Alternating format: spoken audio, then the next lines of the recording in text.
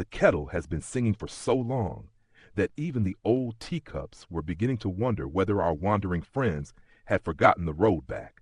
Yet here you are at last, carrying fresh dust from distant mountains and brand new rumors tucked beneath your sleeves. Sit for a spell. Before the tea cools, let us see whose schemes are sharper than their swords tonight. An old strategist once scribbled in the margin of a forgotten battle record, "When every clan finally reveals its hidden hand, the true war has already begun." Zheng Dafeng has forced old Dragon City's powers into the open. Chen Ping'an has chosen loyalty over safety. And with the dragon scaling platform's life and death duel drawing ever closer, every decision now carries the weight of destiny. With no better choice, Chen Ping'an handed over the wine gourd. Fan raised it without ceremony and took a long, burning swig. Only after the wine had gone down did he continue recounting the storm that had swept across Old Dragon City. The Fang clan has no nascent tier cultivators. That golden courtier swordsman refused to surrender, so he summoned his bonded flying sword, but Mr. Zheng shattered it. That much was expected. What surprised everyone was that Mr. Zheng didn't kill the little bastard on the spot. Before leaving, he said a few words, then went straight to the Fu clan and demanded that Fu Donghai come out and take one punch. That single challenge tore away the veil. Only then did the clans understand that Fu Donghai had arranged the entire incident from the shadows. He had pulled the strings, sharpened the blades, and pushed others forward to bleed in his place. Zheng Dafeng's response was brutally direct. He cared little for the pawns when the hand behind them had already been exposed. In the martial world, punishing the weapon is easy. Striking the one who wields it is what truly changes the balance of power. I have to admit, Fu Donghai had more courage than that bastard from the Fang clan. He really did come out to receive the punch. Unfortunately, his old dragon Rainbringer saved his life. Afterward, an old maidservant whom no one had ever seen carried him away. That must have been the maidservant who visited the Fan clan alongside the woman from the Cloud Forest Jiang clan. Fu Donghai's scheme had been aimed at two targets with one stroke. He wanted to drive a wedge between Zheng Dafeng and the Fan clan while isolating the Fan clan from its old position, forcing it to join the other four major clans and ignite the battle he desired. Yet Fu Donghai had overlooked one hidden piece on the board, the Yin soul surnamed Zhao, who remained beside Zheng Dafeng. That Yin god excelled at concealment and spiritual interrogation. Following the faintest traces, it had peeled back layer after layer until the true mastermind stood exposed. Fu Donghai's plan was cunning, but it depended on secrecy. Against an opponent capable of questioning spirits and moving unseen, the foundation of that scheme was already cracked before the first decisive blow was thrown. A sullen shadow crossed Faner's face. He cradled the wine gourd in both hands, but the warmth of the wine could not dispel the chill in his voice. At the time, the Fu clan stood at the very peak of its power. Clan leader Fu Chi had purchased a new pseudo-celestial tool from another continent, and soon afterward, the Fu clan established a marriage alliance with the Cloud Forest Jiang clan. Even if the Fu clan had been willing to swallow its pride and let the matter pass, the Jiang clan would never have tolerated its new ally being humiliated immediately after the marriage alliance was formed. That was why the nascent tier maidservant appeared and forcibly rescued Fu Donghai. However, she didn't attack Mr. Zheng. She merely told him to seek her out after he had beaten every man of the Fu clan. The challenge was spoken without bloodshed, yet it carried the weight of a mountain. It was neither retreat nor mercy. It was the calm confidence of an expert who believed that Zheng Dafeng had not yet earned the right to face her. Fan leaned back and folded his hands behind his head, as though trying to appear relaxed beneath the pressure of the tale. My father later told me that the old maidservant is an extremely accomplished nascent tier cultivator. only a single step away from the upper 5 tiers. Even Fuchi, with a pseudo-celestial tool in his hands, might only be able to tie to a draw. At first I thought Mr. Zheng was probably a 7th tier martial artist. Later I began to suspect he was at the 8th tier. Only after this battle did I realise that he was an N-tier martial arts master. That revelation changed everything. A 7th or 8th tier martial artist could threaten a clan. An N-tier master could force an entire city to reconsider where it stood. This was why Zheng Dafeng's every step caused the great clans to react so violently. His fists were no longer merely weapons. They had become a force capable of redrawing old Dragon City's political map. The Fu clan quickly summoned Chu Yang from the dragon scaling platform, the man known as the #1 golden courtier cultivator in all of Old Dragon City. He was even more formidable in battle than the Fang clan's golden courtier swordsman. I heard that he was the first opponent that day whom Mr. Zheng failed to knock down with a single punch. The first punch drove Chu Yang backward, the second severely wounded him. Under that crushing pressure, Chu Yang's cultivation barrier shattered. Between one breath and the next, he broke through to the nascent tier on the spot. For a cultivator, such a breakthrough would normally be a heaven-sent transformation. Chu Yang had converted mortal danger into a higher realm, proving that his battle talent was worthy of his reputation. Yet before Zheng Dafeng's fists, even that miracle only bought him one additional moment. Not that the breakthrough helped him much. Mr. Zheng still knocked him down with the third punch. Chen Ping'an silently took a sip of wine. Without warning, tears gathered in Fan Er's eyes. The young heir who could normally laugh through trouble now found his voice sinking beneath the weight of his clan's choices. That night the Fan clan descended into complete chaos. Many of my seniors argued fiercely over what we should do. My father bitterly regretted that he had done nothing earlier, but with matters already having escalated so far, he believed it was too late to apologize to Mr. Zheng. Many seniors urged him to pledge the Fang clan's complete subordination to the Fu clan.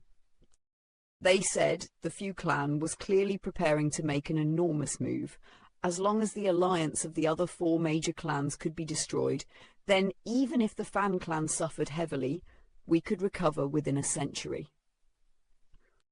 By then, they said, we would become the 2nd most prominent clan in Old Dragon City. The elders were calculating in decades and centuries, measuring bloodshed against future rank. Fan Er was looking at the same choice through a different lens: loyalty, shame, and the debt owed to a man whom their clan had already failed once. Neither side was blind, but they were protecting entirely different things. My mother, my sister, Fan Jun Mao, and her mother were forbidden from entering the ancestral hall. I was allowed inside, and I tried to persuade my father not to listen to the other seniors. He only became angry. He told me that he was the clan leader, and my opinion was irrelevant. What decision did the ancestral hall finally reach? Did they choose to abandon Zheng Dafeng and ally with the Fu clan against the other 4 major clans, even though the Fu clan had secretly plotted against you? Fan Er shook his head.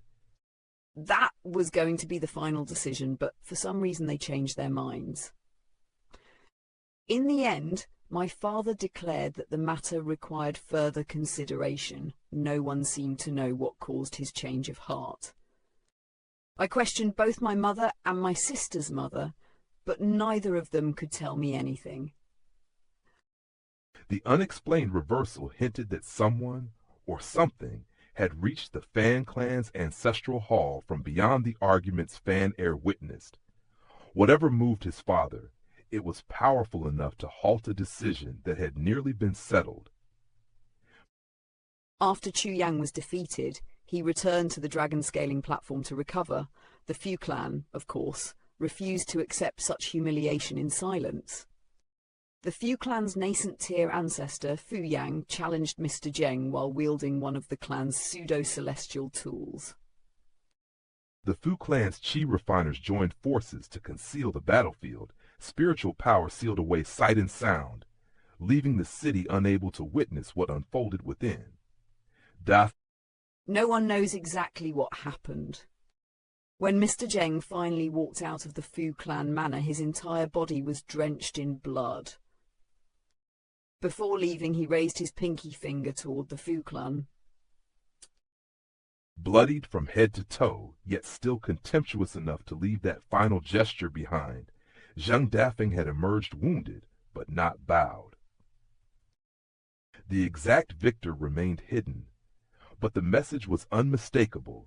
Had Zheng Dafeng truly been crushed, he would not have walked out under his own power and mocked the Fu clan at its own gates. That same day, the Sung clan broke its agreement with the other clans and pledged allegiance to the Fu clan. The Fang clan contacted the Hao clan, and together they chose to support the Ding clan as their leader. The Ding clan's greatest support was a direct lineal descendant of Parasol Leaf Sect. Sure enough, a ship from Parasol Leaf Sect soon arrived. Only 2 people disembarked, but after their arrival, the Ding-led alliance became even more confident than it had been when the Sun clan still stood beside it. Parasol Leaf Sect was the foremost cultivation sect on Parasol Leaf Continent. Jade Tablet Sect stood opposite it across the continent, one in the north and one in the south. Yet Parasol Leaf Sect was clearly the stronger power. Zhang Shangzhen had once said that without Zuo Yu's intervention, the cultivator from Parasol Leaf Sect would almost certainly have slain the great demon that wreaked havoc in Planchette Writing Sect. Thus, the arrival of only 2 disciples was enough to stiffen the Ding Alliance's spine. In the cultivation world, the weight of a sect was not counted solely by numbers. Sometimes, a name carried more force than an army. By now, Chen Ping'an had formed a rough picture of Old Dragon City's situation. No one could have predicted how violently Zheng Dafeng would accelerate the city's hidden struggles. With his fists alone, he had forced every major clan to reveal its true allegiance. In doing so, he had turned virtually all of Old Dragon City against him, all for the sake of a woman who had once worked in his medicinal shop. This was the bitter heart of the conflict. To the great clans, the coming battles concerned alliances, treasures, territory, and survival. To Zheng Dafeng, everything began with one ordinary life that those powers considered expendable. Chen Ping'an took another sip of wine. A helpless smile appeared on Fanner's face. The Fu clan still wasn't willing to stop. Clan leader Fu Qi personally visited Mr. Zheng and issued a challenge. Early this winter, they are supposed to clash on the dragon scaling platform. Before that battle could take place, the Parasol Leaf Sect disciples supporting the Ding clan visited the Dust medicinal shop. No one knows whether they went to threaten Mr. Zheng or appease him. Whatever their intention, the meeting ended in another battle on the street outside the shop. Some claim Mr. Zheng fought 3 opponents simultaneously. Others say he faced them one after another. Either way, he suffered even more injuries. Fu Qi then announced that their duel would be postponed until the end of the year. When that day comes, they will fight to the death on the dragon scaling platform. There isn't much time left. His voice faded into silence. The carriage wheels continued turning, but inside the compartment, the air had become heavy enough to crush speech. Fan lifted the curtain and glanced outside. The carriage procession was approaching the outer city of Old Dragon City. Chen Ping'an placed the stopper back into his sword-nurturing gourd. I understand the situation now. We should part ways here. Given the current circumstances, it would be inappropriate for me to visit the Fan clan.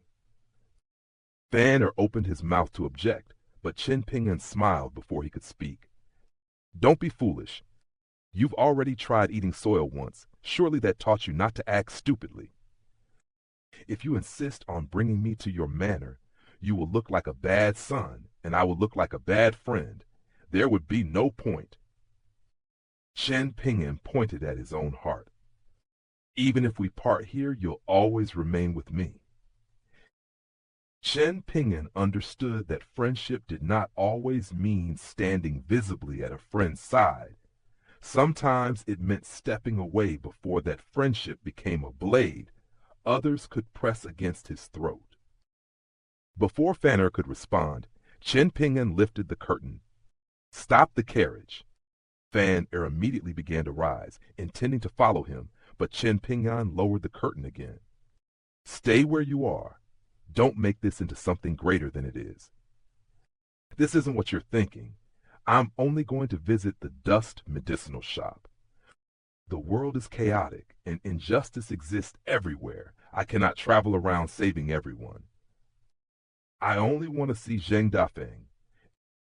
Fanner glared after him, unwilling to let the farewell become too solemn. Don't forget that you owe me a piece of chinaware, and we still have to go drinking properly someday. Chen Ping'an had already leaped from the carriage, leaving Fanner sitting alone in a daze. Once outside, Chen Ping'an quickly ordered Pei Qian and the others to leave their carriages as well. The Fan clan procession rolled onward into the city. Pei Qian watched it depart before turning toward Chen Ping'an with open suspicion. What happened? Was he too stingy to provide us with free meals and lodging? He didn't look like that kind of person. He only dropped us off here because we need to visit someone else first. After paying the entrance fee for the outer city, Chen Ping'an discovered that entering the inner city would require another payment. He immediately decided that Zheng Dafeng ought to compensate him. Chen Ping'an remembered the route to the dust medicinal shop, and his memory was excellent. Even so, Old Dragon City was so immense that dusk had nearly fallen by the time they arrived. They entered the narrow alley. At the medicinal shop's entrance, Zheng Dafeng sat upon a small stool, drawing smoke from a pipe as though the storms of the city had nothing to do with him. The moment he saw Chen Ping'an, the smoke caught in his throat. He doubled over in a violent coughing fit. Now this is certainly a rare guest. Chen Ping'an studied Zheng Dafeng, then glanced into the empty shop behind him. Without waiting for an invitation, he sat down on the doorstep. Is the shop hiring? I don't have the money to hire anyone. Lend me 40 grain rain coins and I'll work here. I'll return the money eventually. Zheng Dafeng turned and stared at him, as though Chen Ping'an had suffered a blow to the head. What? Your cultivation rises a little? You put on some new clothes, and suddenly grain rain coins sound like ordinary copper coins to you? Get out of here! I'm not in the mood for your jokes. Then his gaze shifted to Sui Yubian, and his expression abruptly became solemn. That said, if she wishes to stay, she is more than welcome. She may eat and sleep here for free. As for wages, I'll pay her once I have money. Sui Yubian remained utterly expressionless, refusing to grant his provocation even the smallest reaction. Chen Ping'an waved Pei Qian forward and pointed toward the shop. We're staying here. Carry the luggage inside and choose a room for yourself. Pei Qian gave an elated shout. She immediately produced her beloved Treasure Pagoda demon-suppressing talisman, slapped it onto her forehead, and rushed into the shop. She had walked across half of Old Dragon City and had long been waiting for an excuse to bring out the talisman. Wei Shan and the others followed her inside. Zheng Dafeng could only stare at Chen Ping'an with growing exasperation. Do you have no idea what Old Dragon City is like right now, or are you truly delusional enough to think you can play the hero? Why don't you take a guess? Zheng Dafeng stared at him for a long time. The two men said nothing, but the silence between them carried questions. Neither was willing to ask directly. At last, Zheng Dafeng turned away and released another cloud of smoke. Fine, stay if you insist. The old man has wagered a great deal on you, so he probably won't allow you to die so soon. If the worst happens, I'll have Brother Zhao protect you. He won't be of any use on the dragon scaling platform anyway. Within the shadowed alley, a yin soul silently took form. Do not involve yourself in this. There is a chance that both Zheng Dafeng and I will die on the dragon scaling platform. The warning was delivered without fear or embellishment. That made it heavier still.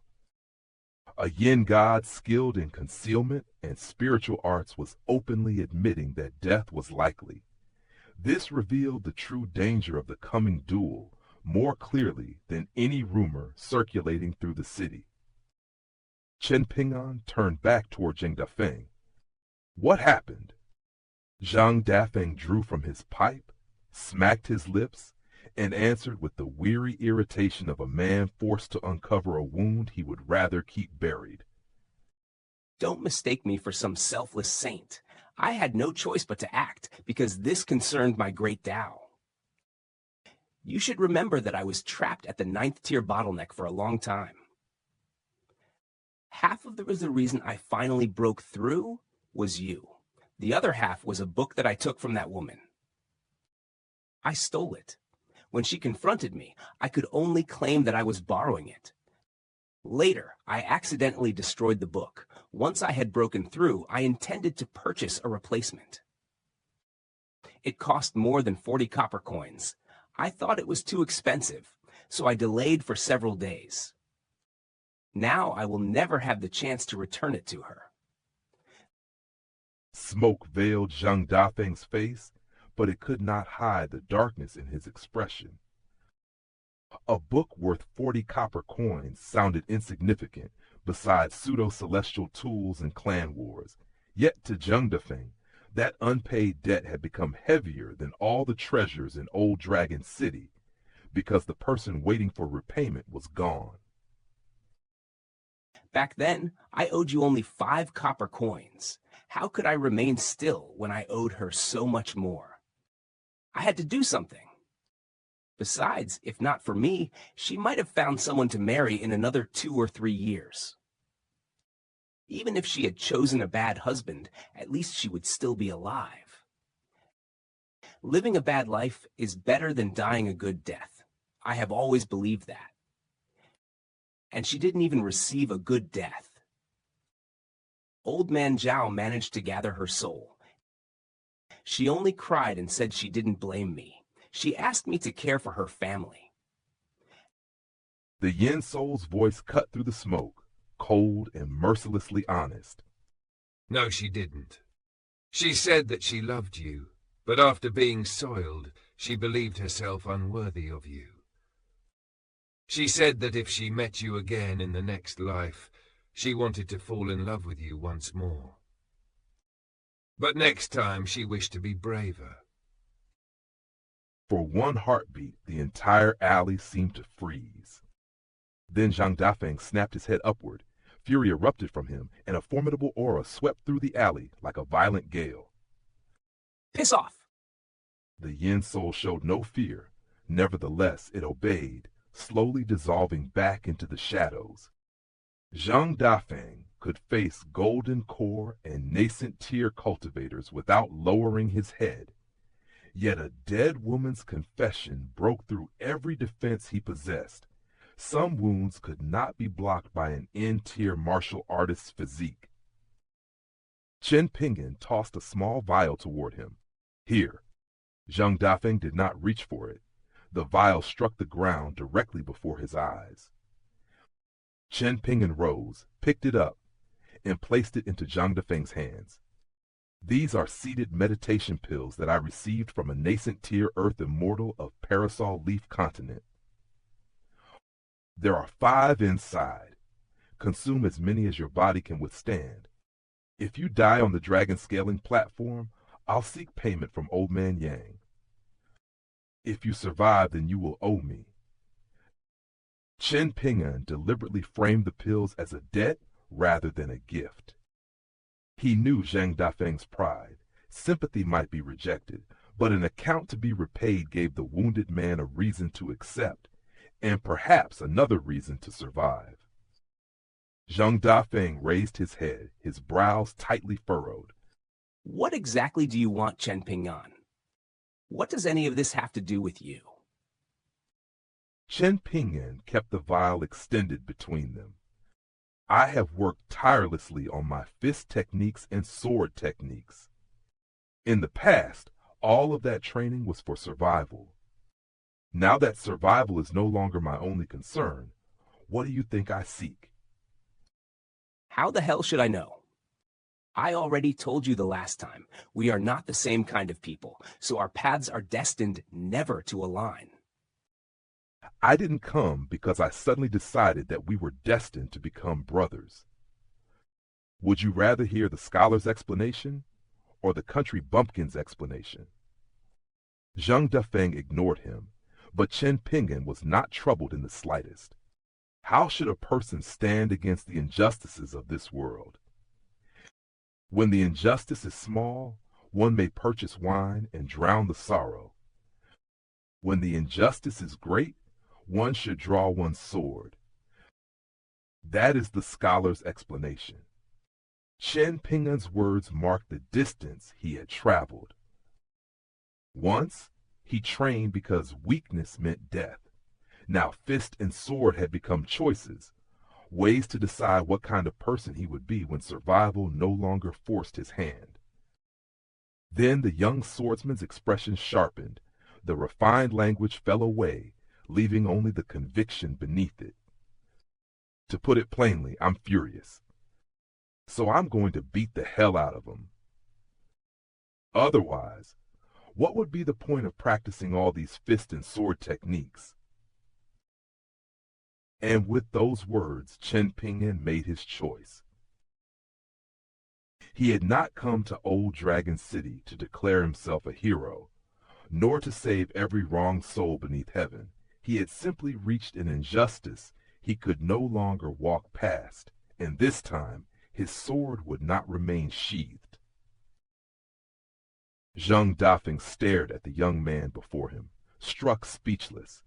He searched Chen Ping'an's face for traces of the quiet boy who had once walked the alleys of Jewel's small world, yet the figure before him carried a steadiness that had not existed back then. The years had not merely strengthened Chen Ping'an's body. Hard roads, distant mountains, and repeated brushes with death had taught him when to endure, when to calculate, and when to step forward without hesitation. Calm down, you spat all over my face. After a brief silence, Zheng Dafeng finally accepted the vial of seated meditation pills. If Chen Ping'an had spoken truthfully about their quality, 2 pills alone could suppress the worst of his injuries. Yet suppression was not recovery. The damage buried inside Zheng Dafeng had already reached the roots, and no pair of miraculous pills could restore everything that had been broken. At the doorway, Pei Chan glared into the room. She raised her hiking pole like a general lifting a command banner, her small face blazing with righteous fury. What the hell is wrong with you? If you keep being so ungrateful, I'm really going to get angry.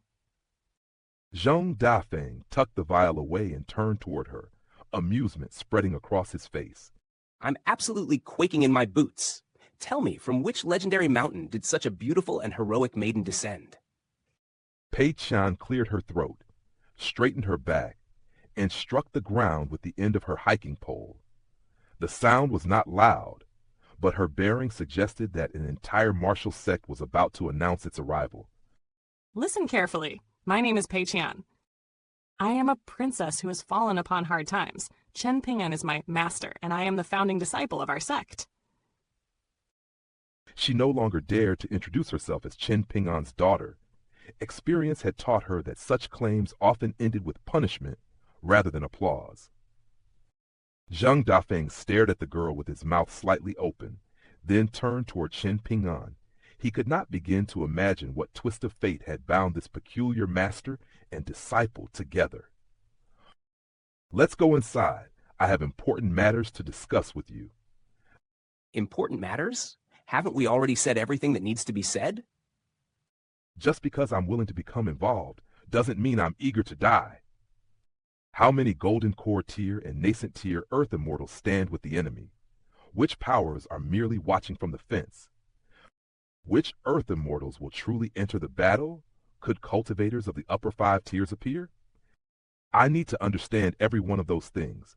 I also need the geomancy of Old Dragon City, every possible escape route near the dragon scaling platform, and a full account of your clashes with the Fu Clan, Fang Clan, and Ding Clan.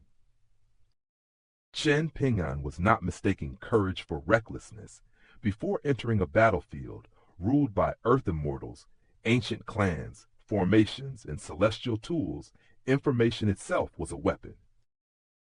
A single unknown cultivator could destroy an entire escape plan. A single overlooked path could become the difference between survival and annihilation. The barrage of questions made Zheng Dafeng's head ache. He pulled the vial of pills back out and thrust it toward Chen Ping'an. Take this back. I don't want your things. I already told you, we're not the same type of people. Chen Ping'an ignored him and strode straight into the medicinal shop. The yin soul surnamed Zhao had already manifested inside. His hazy features curved into a faint smile. I can tell you everything you wish to know. Zheng Dafeng released a desolate sigh. He scratched himself out of old habit, picked up his stool, and reluctantly followed them into the backyard. Inside Zheng Dafeng's room, Chen Ping'an and the Zhao Yin soul sat opposite one another. Pei Chan carefully avoided the principal seat at the head of the table and chose the bench facing the entrance, leaving the honored place vacant for the host. Wei Shan and the others were instructed bring their own chairs and listen. No one present was merely a bystander now. Every person in the room might soon become one piece on Old Dragon City's blood-stained chessboard. Before sitting down, Zheng Dafeng finally displayed a fragment of hospitality. He poured a generous handful of sunflower seeds onto a small dish and placed it before Pan. Pei Chan glanced at Chen Ping'an before offering a reluctant word of thanks. Zheng Dafeng then brought out 2 enormous dishes for himself, one piled with salted peanuts and the other with beef jerky. Pei Chan looked down at her modest sunflower seeds, then at the feast before Zheng Dafeng. Even his plates were larger than hers. She raised a thumb, her praise sharpened with unmistakable mockery. What a generous and hospitable host you are. It's nothing. There's no need to thank me. Pei Chan dropped onto her stool in a huff and began cracking sunflower seeds with the grim determination of someone settling a blood feud. Chen Ping'an placed his sword-nurturing gourd upon the table. Are you able to drink? Zheng Dafeng shook his head while chewing peanuts. I'm afraid not. Wine is strictly forbidden for me in the near future. The Zhao Yin soul turned the conversation toward the death match hanging over them. 6 days from now, during the major cold solar term, Zheng Dafeng and Fu Qi will fight to the death upon the Fu Clan's dragon scaling platform. Only one of them will leave that platform alive. If Zheng Dafeng dies, we will only need to retrieve his body. The rest of us should remain safe. After killing a 9th-tier martial artist, the Fu Clan will have reclaimed its honor. It should have no reason to continue persecuting the dust medicinal shop. A bitter smile crossed the Yin soul's indistinct face. Of course, I cannot simply watch Zheng Dafeng die. If he perishes, I will lose even the ability to remain a Yin soul, much less continue protecting my descendants. Even if the dragon-scaling platform is covered in restrictions, I will have to enter the battlefield. Yet if I am forced to act, then the struggle will already be lost. At most, I will delay his inevitable death. If you enter as well, the entire situation will collapse into chaos. Beyond the Golden Core and nascent tier cultivators, almost every middle 5-tier cultivator belonging to the city's 5 great clans, aside from the Fan clan, will likely join the conflict. This was not a duel in the ordinary sense. The dragon-scaling platform was merely the visible center of the storm. Around it stood clan honor, hidden alliances, ancestral formations, and generations of accumulated resentment.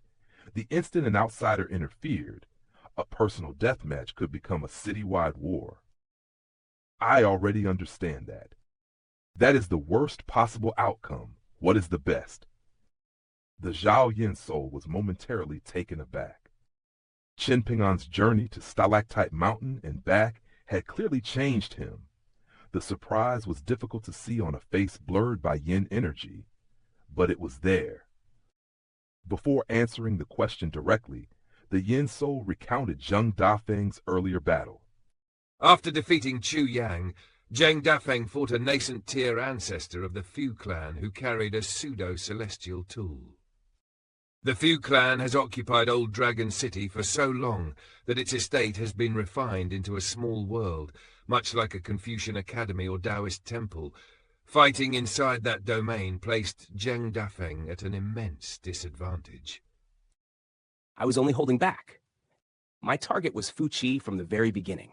If I hadn't deliberately suppressed my cultivation base, I would have stamped that old bastard into the ground and spat in his face.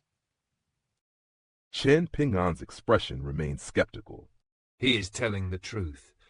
Zheng Dafeng concealed his real cultivation because he did not wish to expose his full strength too early.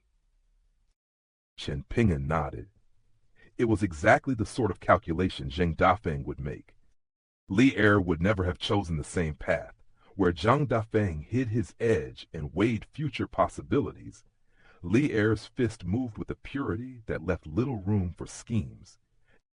In Jewel's small world, aside from Mr. Qi, Old Man Yang, and Li Shisheng, Zheng Dafeng may have been the most widely learned person of them all. Yet knowledge was both lantern and chain. The more distant peaks he saw, the more desires clouded his fist intent. Li Er could focus upon a single road, while Zheng Dafeng's gaze was forever divided among 100 possibilities. That burden had made his ninth-tier breakthrough painfully difficult. In the end, Chen Ping'an and the Chapter of Sincerity had both served as Tao mentors, helping him cross a threshold he could not pass alone. Then who injured him this badly? Was it the Parasol Leaf sect's direct disciple who married into the Ding clan? Why did they fight? Zheng Dafeng's expression darkened. His teeth tore viciously into a strip of beef jerky. The man came to the dust medicinal shop without warning and began with a long, tiresome speech. His name is Du Yan, and he is the eldest grandson of the patriarch of Parasol Leaf sect. Long ago, he visited Old Dragon City beneath a false identity. At that time, the ancestors of the Fang clan's young heir served as his lackeys. That youth is now the only male clansman of his generation. Du Yan wanted Zheng Dafeng to spare the Fang clan's bloodline. In exchange, he promised that Parasol Leaf sect would stand beside the dust medicinal shop. The Yin soul glanced at Zheng Dafeng, who had been repeatedly stealing looks at Chen Ping'an's sword-nurturing gourd. A cold sneer surfaced. He is only a ninth-tier martial artist, yet he behaves as though no one beneath the heavens can touch him. He knew an unpolished jade-tier cultivator stood beside Du Yan, yet he insulted that expert openly. He called it pathetic that someone of the upper 5 tiers would lower himself to become another man's lapdog. How does that invincible body feel now, Zheng Dafeng? Would you like some wine? Go ahead and drink. You're invincible, after all. Fu Qi is merely a nascent-tier cultivator, carrying at least one celestial tool, reinforced by the dragon-scaling platform. Surely you can flatten him with a single punch. Zheng Dafeng rolled his eyes, propped one foot upon a bench, and adopted an air of perfect indifference.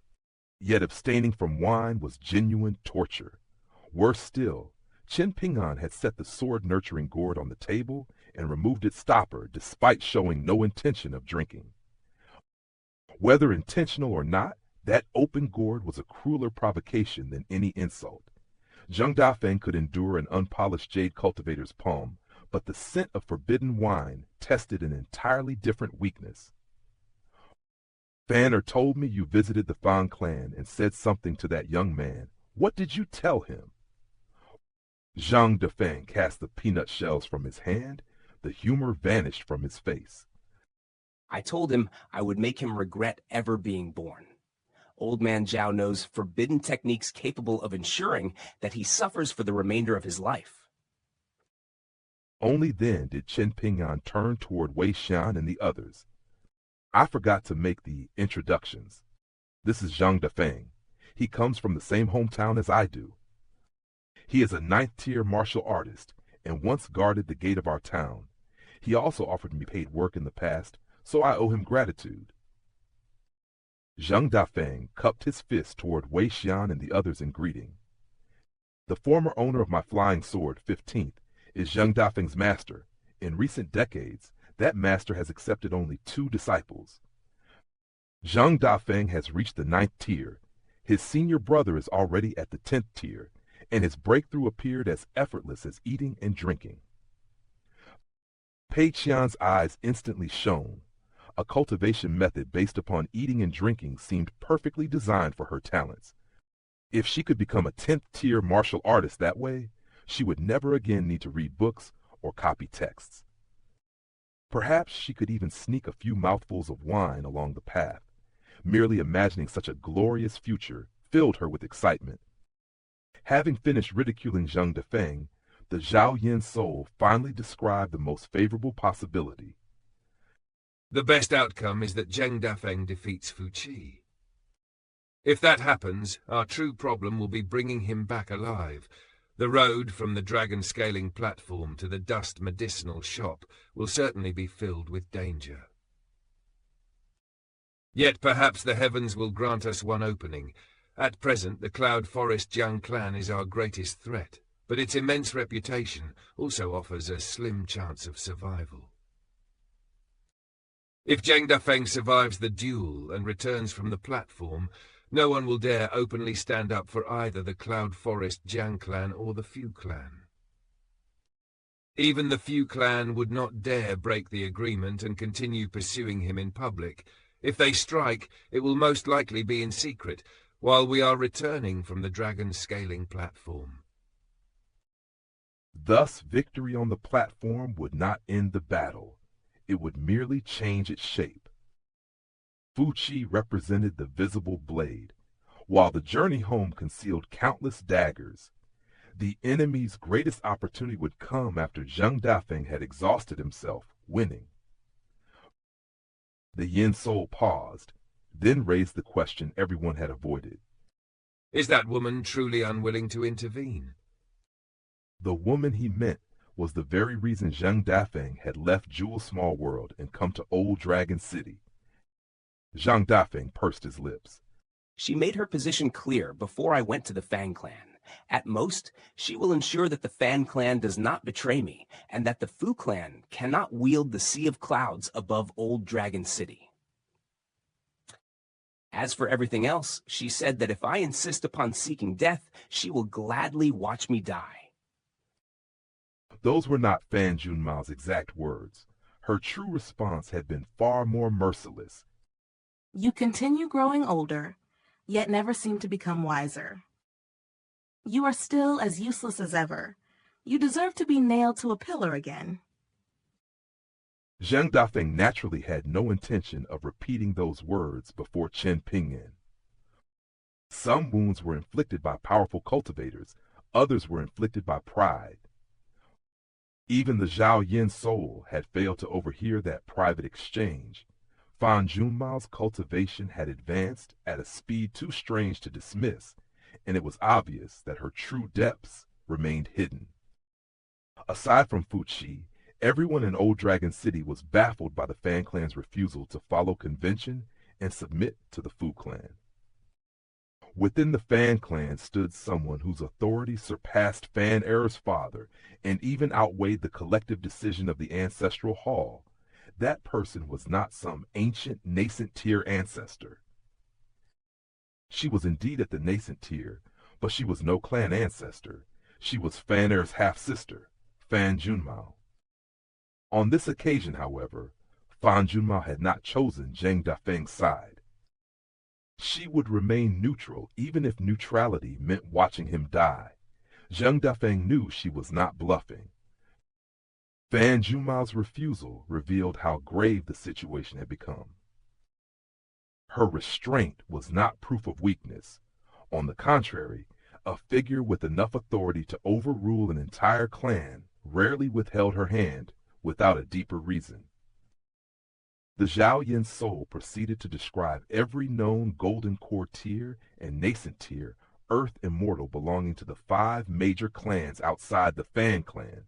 He also explained the notable mystical abilities and artifacts possessed by each faction. Compared with the intelligence Fan had provided in the carriage, the Yin soul added only 3 names. None were nascent tier cultivators. For Chen Ping'an, that was genuinely welcome news. I can obtain a geomancy map of Old Dragon City and the dragon scaling platform by tonight. Chen Ping'an naturally accepted the offer. Terrain, formations, streets, and hidden routes could determine the fate of everyone in the room. The Yin soul looked at Zheng Dafeng once more. His accumulated frustration finally erupted. God damn it. Why couldn't I have been assigned to protect Chen Ping'an instead? I wouldn't have to spend every day cleaning up after him. Even if he dragged me into battle, at least it would be a fight where I could unleash everything without overthinking. Instead, I'm trapped here devising one scheme after another for a cause that is practically hopeless. Zheng Dafeng glanced sideways at him. Have you forgotten all the comfortable days you enjoyed while accompanying me? The Yin soul answered with a cold harumph. Are any unpolished jade tier cultivators hiding behind the scenes? If there are, how many?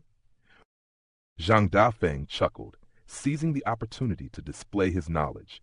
How many unpolished jade tier cultivators do you imagine exist across Eastern Treasured Vial continent?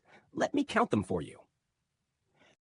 Ruan Qiang of our Jewel Small World is one. The Song clan has conquered nearly half of Eastern Treasured Vial continent, yet even they revere that old swordsmith like a bodhisattva.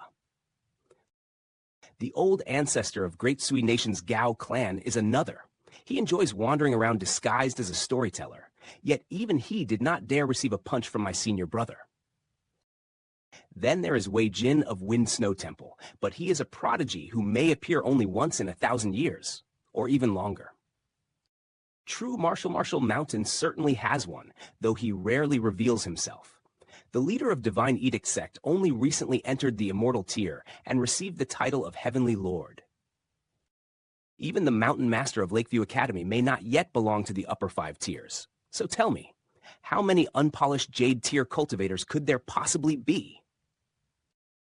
Of course, there are outsiders such as Heavenly Lord Xie Shi of Northern Complete Reed Continent, Sword Immortal Cao Shi of Southern Whirl Continent, and the Moist Wandering Hero Shu Ruo.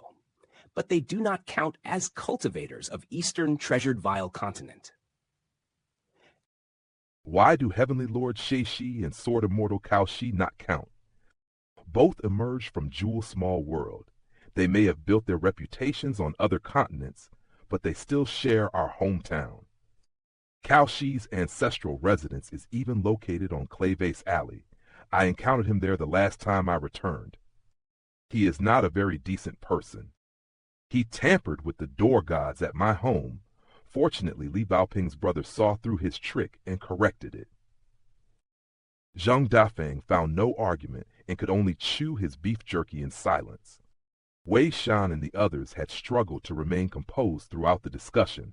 At this point, maintaining calm had become nearly impossible.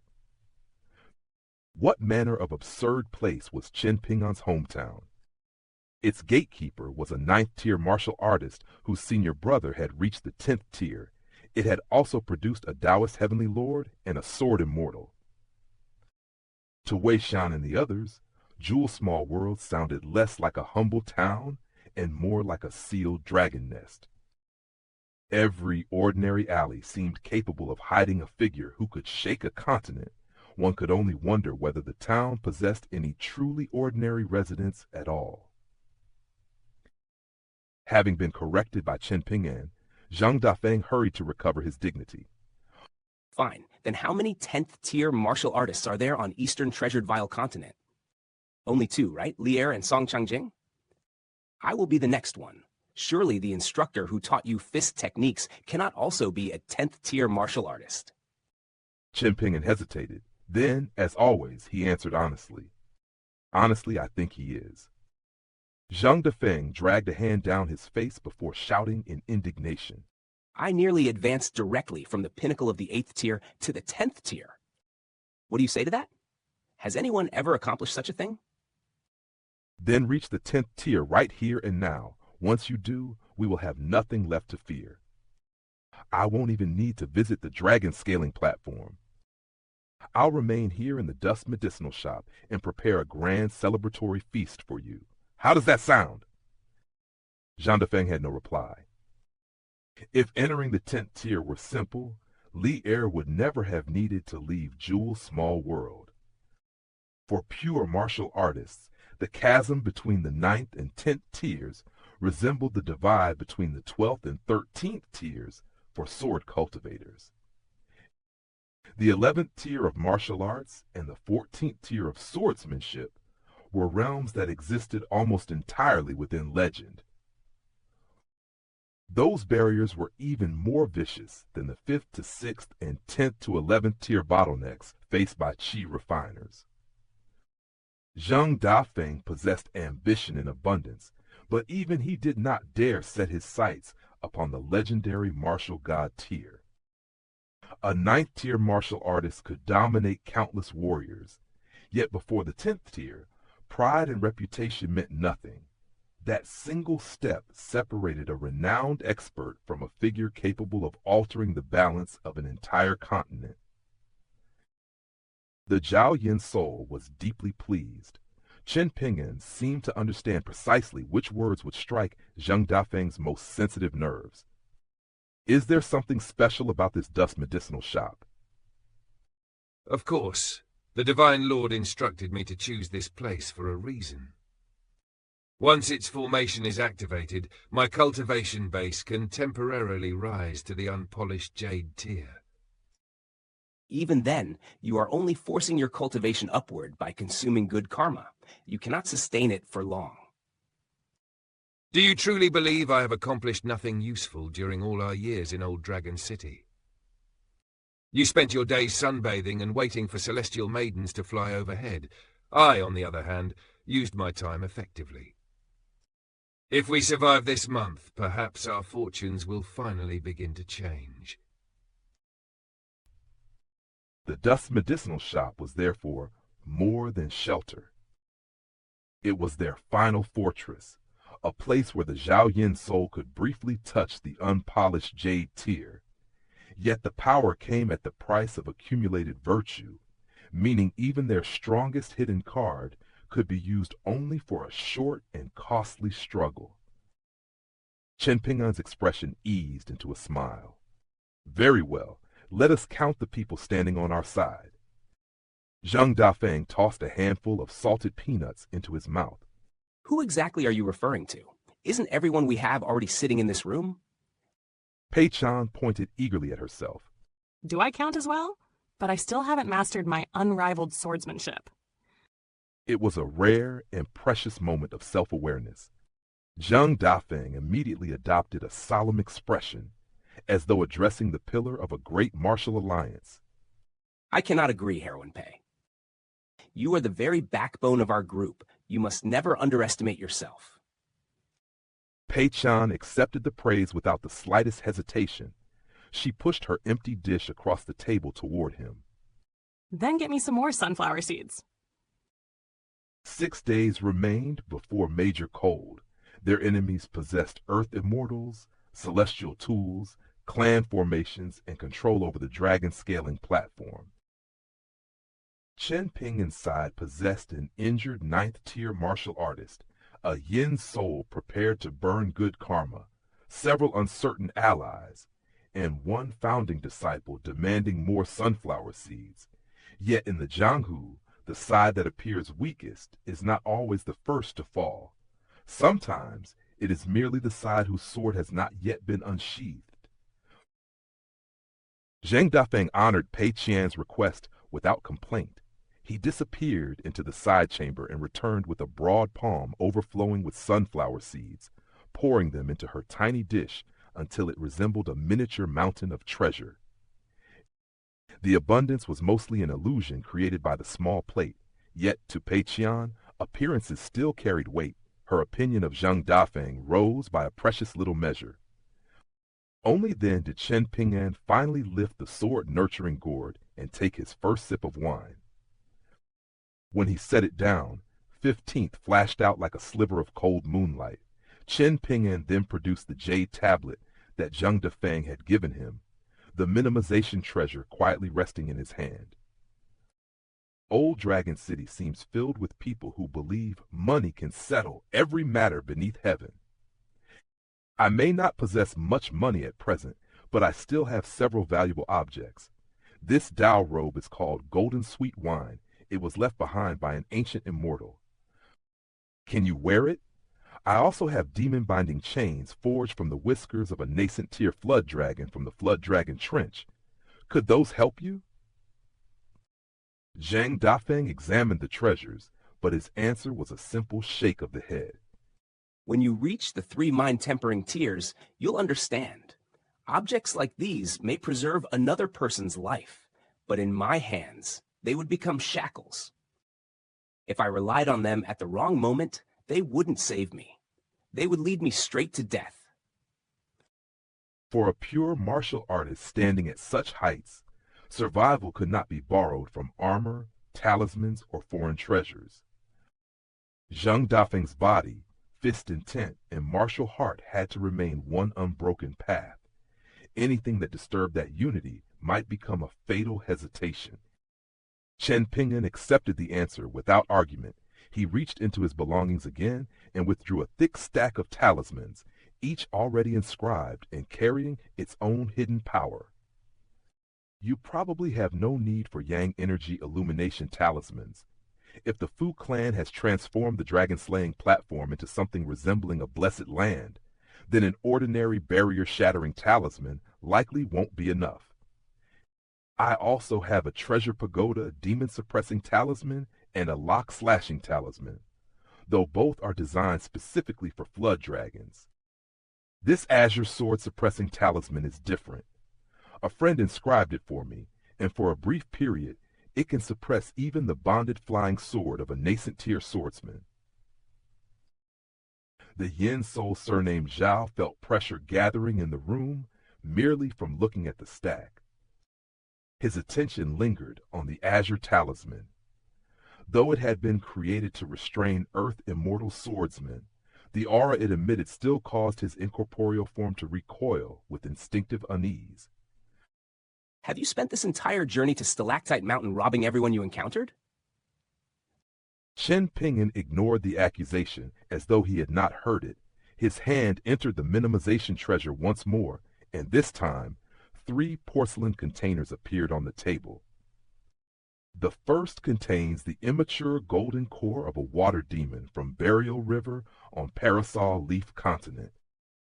The second holds the nascent tier golden core of the old flood dragon from the Flood Dragon Trench. The last contains the golden core of a 12th tier great demon. For a heartbeat, the room fell unnaturally still. Zheng Dafeng slowly turned toward the Yin soul, then pointed at the porcelain vessel containing the 12th tier great demon's core. Do you honestly believe a single word of this madness? From anyone else, no, but because the speaker is Chen Ping'an, I cannot dismiss it. Let us say I remain undecided. The absurdity lay not in the treasures themselves, but in the person presenting them. Chen Ping'an's cultivation realm was not overwhelming, yet his travels had repeatedly placed him at the center of disasters, ancient opportunities, and battles far beyond his station. With him, impossibility had become merely unlikely. Can any of these help you? Give me a moment. I need to think. Zheng Dafeng sank into contemplation. The Yin soul, however, stared at Chen Ping'an with a mixture of helplessness and disbelief. Had I known you carried so many priceless objects, I would never have allowed you into this room. What are you trying to accomplish? Truly, what are you doing? Consider it a wager I am making with Divine Lord Yang. Either I lose everything I possess, or I emerge with profits great enough to overturn the table. The Yin soul slowly shook his head. Chen Ping'an's tone was calm, but calmness did not make the gamble any less terrifying. Chen Ping'an was not recklessly displaying his fortune. He was converting every treasure, friendship, and possibility into survival. Once he had chosen to remain in Old Dragon City, hoarding resources became meaningless.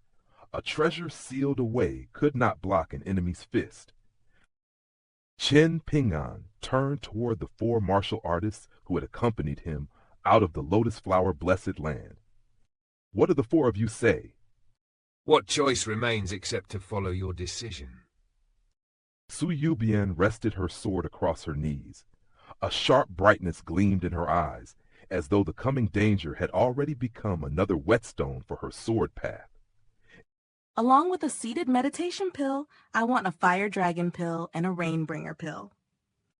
An opportunity to kill one or two immortals is always worth savoring. Were the decision mine, I would leave Old Dragon City immediately. But since you have resolved to stay, I will also request a fire dragon pill and a rainbringer pill. Once we secure a geomancy map of the city, I can chart the safest routes, escape paths, and advantageous positions. Their answers revealed four different temperaments. Wei Shan followed with a ruler's composure. Su Yubian pursued strength without hesitation. Zhu Lian welcomed danger like an old companion, and Lu Baixiang immediately turned toward strategy. Yet beneath those differences lay the same decision. They would stand with Chen Ping'an. Chen Ping'an cupped his fist toward them, his gratitude solemn rather than theatrical. Thank you, everyone. He turned back to Zheng Dafeng, already thinking beyond gratitude and toward the few days remaining before calamity descended. Can the four of them improve their cultivation bases within the next several days?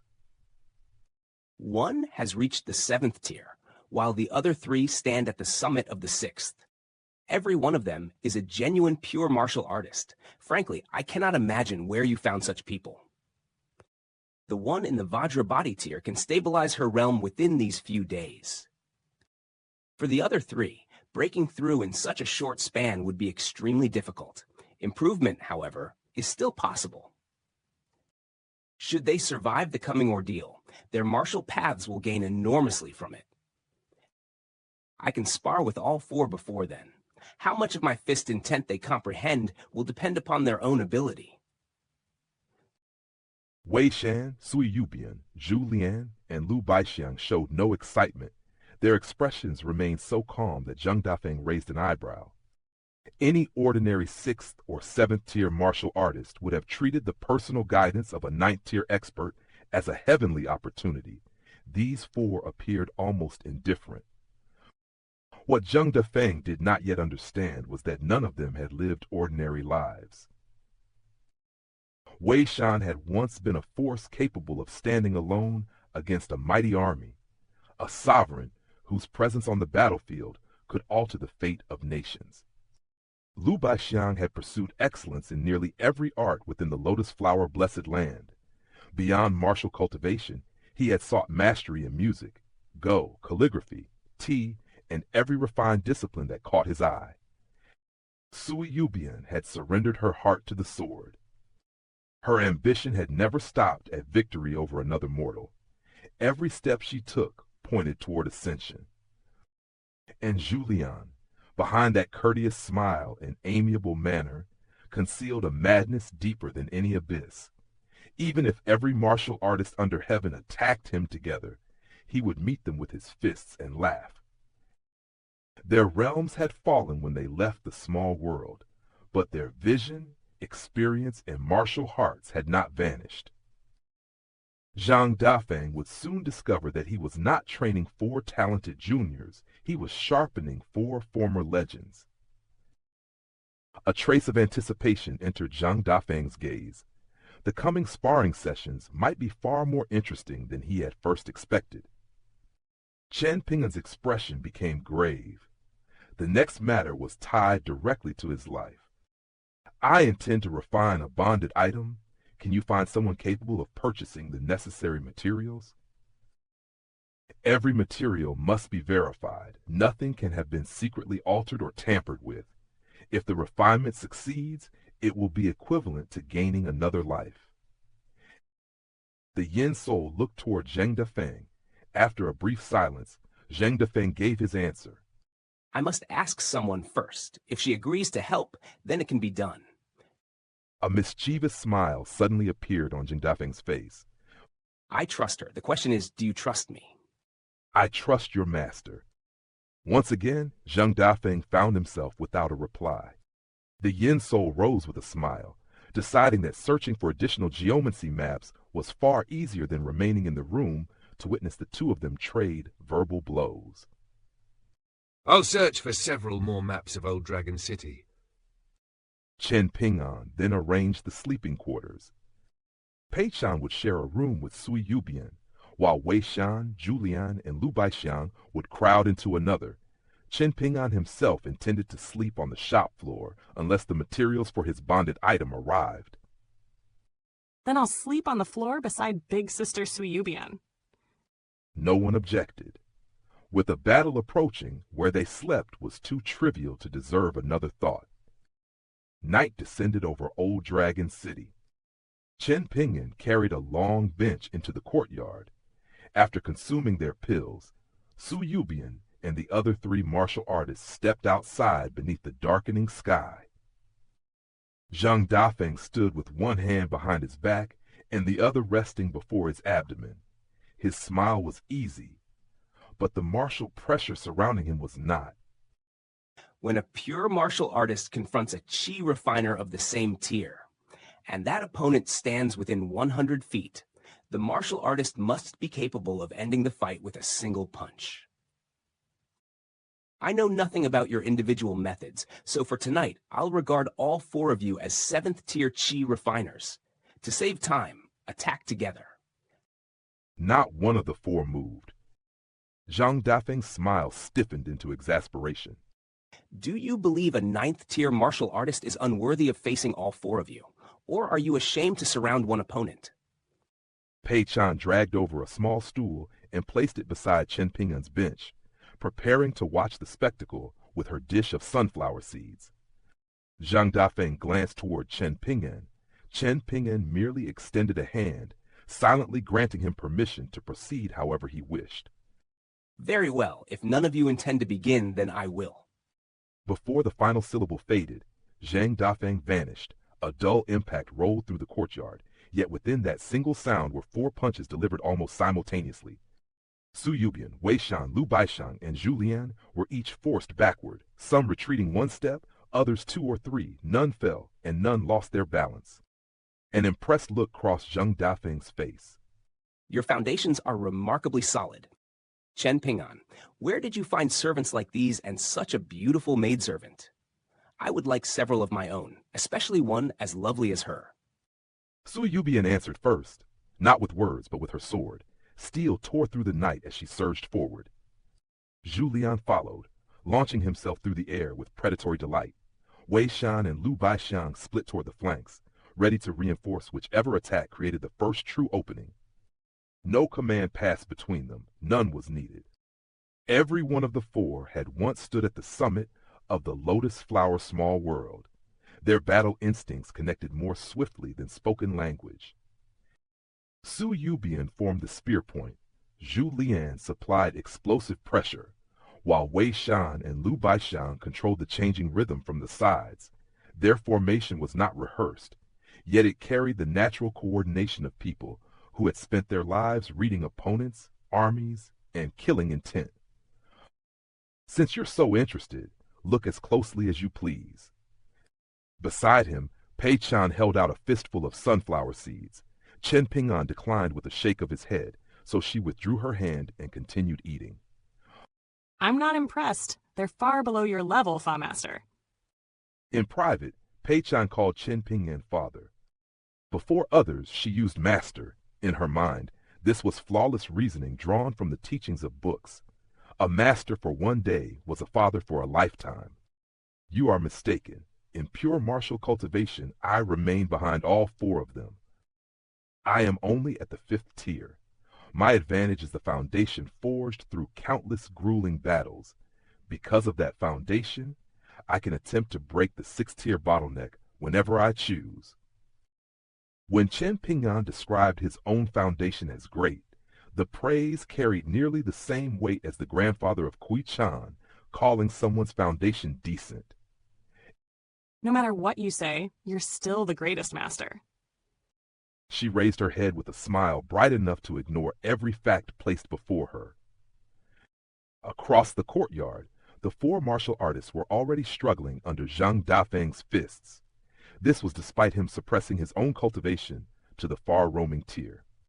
Had Zheng Dafeng unleashed his full 9th tier strength, the exchange would no longer resemble training. It would become a merciless, one-sided beating. Among pure martial artists, the distance of a single tier could resemble the gulf between night and day. Greater speed, denser vitality, stronger flesh, and deeper fist intent reinforced one another until the weaker fighter could barely find room to breathe.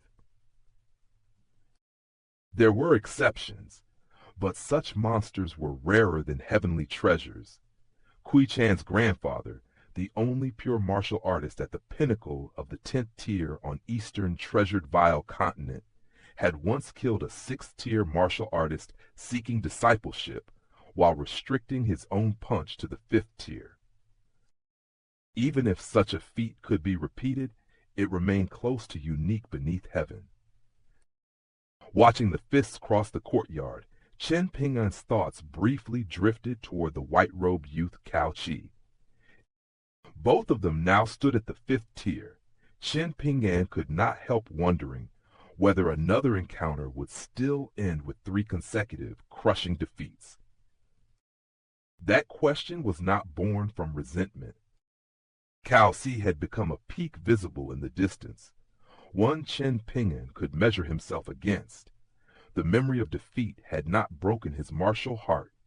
It had given that heart a direction. He dismissed the wandering thought and returned his attention to the battle. Then, without warning, he spoke to Pei Qian about an older matter. I forgot to apologize for what happened in that prefectural city before we entered the Clear Realm mountain region. Pei Qian looked up from her sunflower seeds, utterly confused. Why would you apologize? Is this about that pancake? The memory returned with uncomfortable clarity. In that city, Pei Qian and Wei Shan had gone to purchase food, while Chen Ping'an and the others visited a bookshop. When they reunited, Chen Ping'an found Pei Qian eating a pancake while a richly dressed woman berated her. Beside the woman stood a sniveling child. The woman did not use truly vulgar language, perhaps because she belonged to an educated household. Yet every sentence carried contempt. She called Pei Qian uncivilized and insisted that the girl's parents had failed to discipline her. Chen Ping'an's first assumption was that Pei Qian had caused trouble again. He approached with a stern expression, already prepared to correct her. He feared that the books he made her read might fail to guide her. Worse, he worried that constant exposure to Julian and the others could turn her into a rude, domineering child who treated mischief as strength. Chen Ping'an's mistake began with a sincere fear. He wanted Pei Qian to become better, so he became too eager to see wrongdoing before hearing the truth. Good intentions had quietly transformed into unfair judgment. Without openly scolding her, he nevertheless stood on the woman's side. His expression and posture made his judgment unmistakable. Pei Qian feared Chen Ping'an more than anyone. She immediately held out the remainder of her pancake, saying she no longer wanted it and that the child could have it. Rather than calming down, the woman became even angrier. She believed Pei Qian was mocking her and mistook Chen Ping'an for one of the girl's elders. She began rebuking Chen Ping'an as well, though her words became noticeably restrained. His clothing had apparently convinced her that he came from a wealthy and influential clan. Only after Wei Shan calmly recounted what had happened did Chen Ping'an realize that his assumption had been wrong. Pei Chan had purchased the final pancake in the shop. The child approached and demanded that she give it to him because he wanted it. She naturally refused.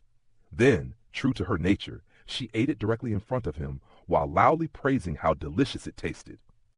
The child burst into tears. The richly dressed woman rushed over, but her cutting words only delighted Pei Chan further. The angrier the woman became, the more cheerfully Pei Chan continued eating. Wei Shan had watched without intervening. As long as the dispute remained verbal and the woman did not strike Pei Chan, he saw no reason to involve himself.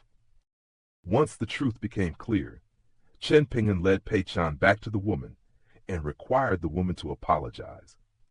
Furious at being contradicted, the woman claimed she possessed connections powerful enough to prevent Chen Ping'an from leaving the city alive. Chen Ping'an told her she was free to try. After several more threats, she stormed away with the child. Then nothing happened. Chen Ping'an even waited for her promised reinforcements, but no experts, guards, or clan retainers appeared. In the end, he could only leave the prefectural city with Pei Chan and the others. Back in the courtyard, Chen Ping'an gently patted Pei Chan's head. "I truly owed you an apology for that day." Pei Chan's confusion deepened.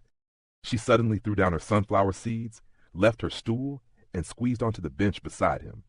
Unease filled her small face.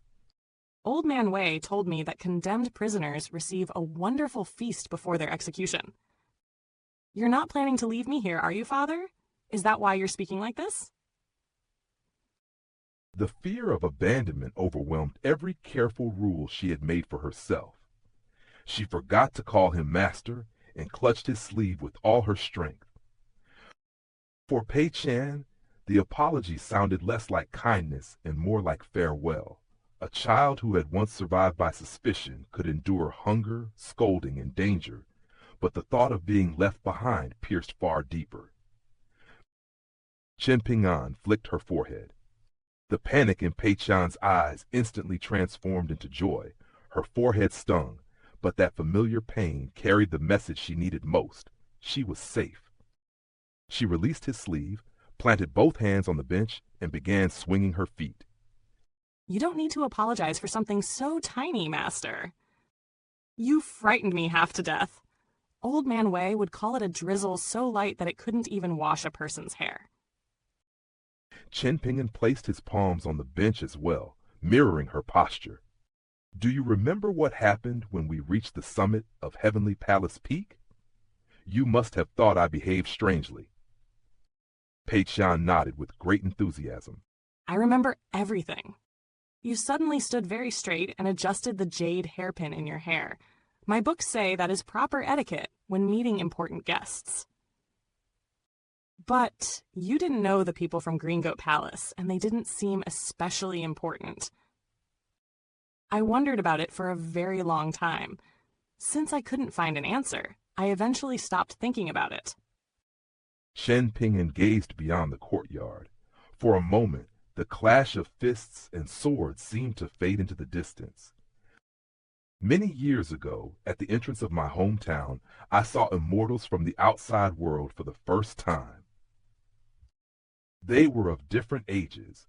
I stood beside Zheng Dafeng and watched them through a wooden gate. My eyesight and memory have always been good. Even now, I remember their postures and the expressions they wore when they looked at me. He fell silent for a long time before a faint smile returned.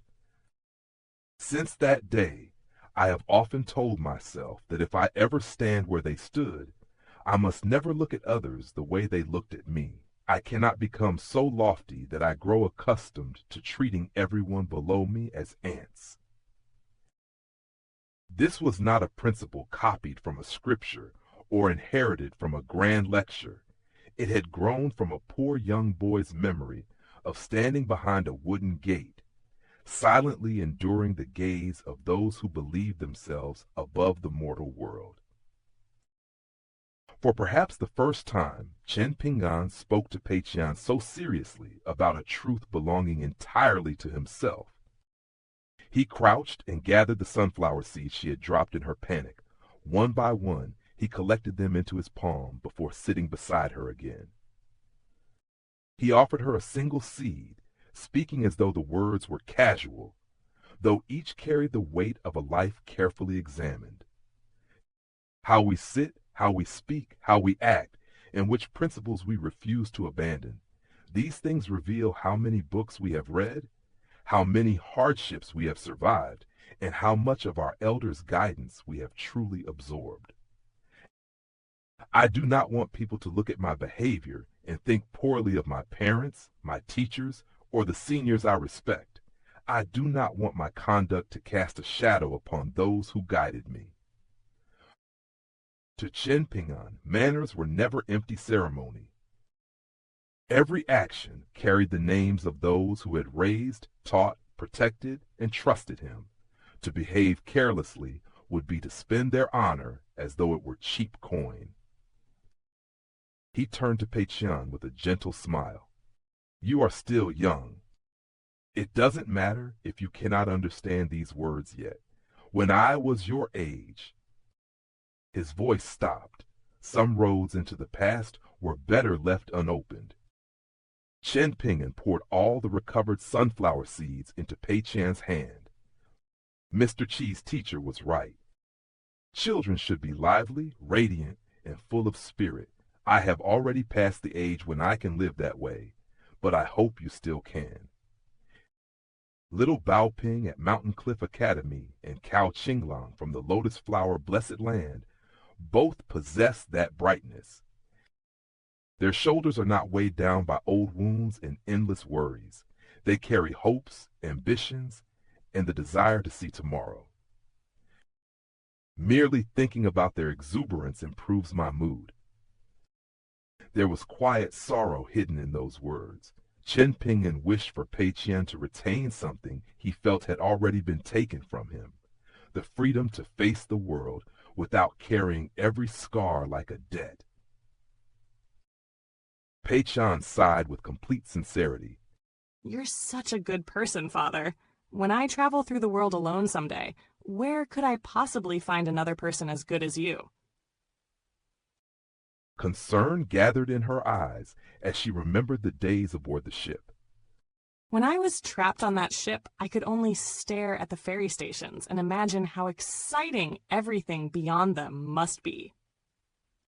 I used to think that after growing up and mastering invincible swordsmanship, I would tell you, Father, give me a horse. I'm going out to roam the world. Then I remembered that horses are expensive, so perhaps you wouldn't agree. I decided a donkey would be acceptable. Even a mule would do. The vast world would be waiting for me, practically begging me to explore it. Her excitement faded into a long, forlorn sigh. But now I don't want to explore anymore. What is there to see? The world seems filled with bad people and people who are only slightly less bad.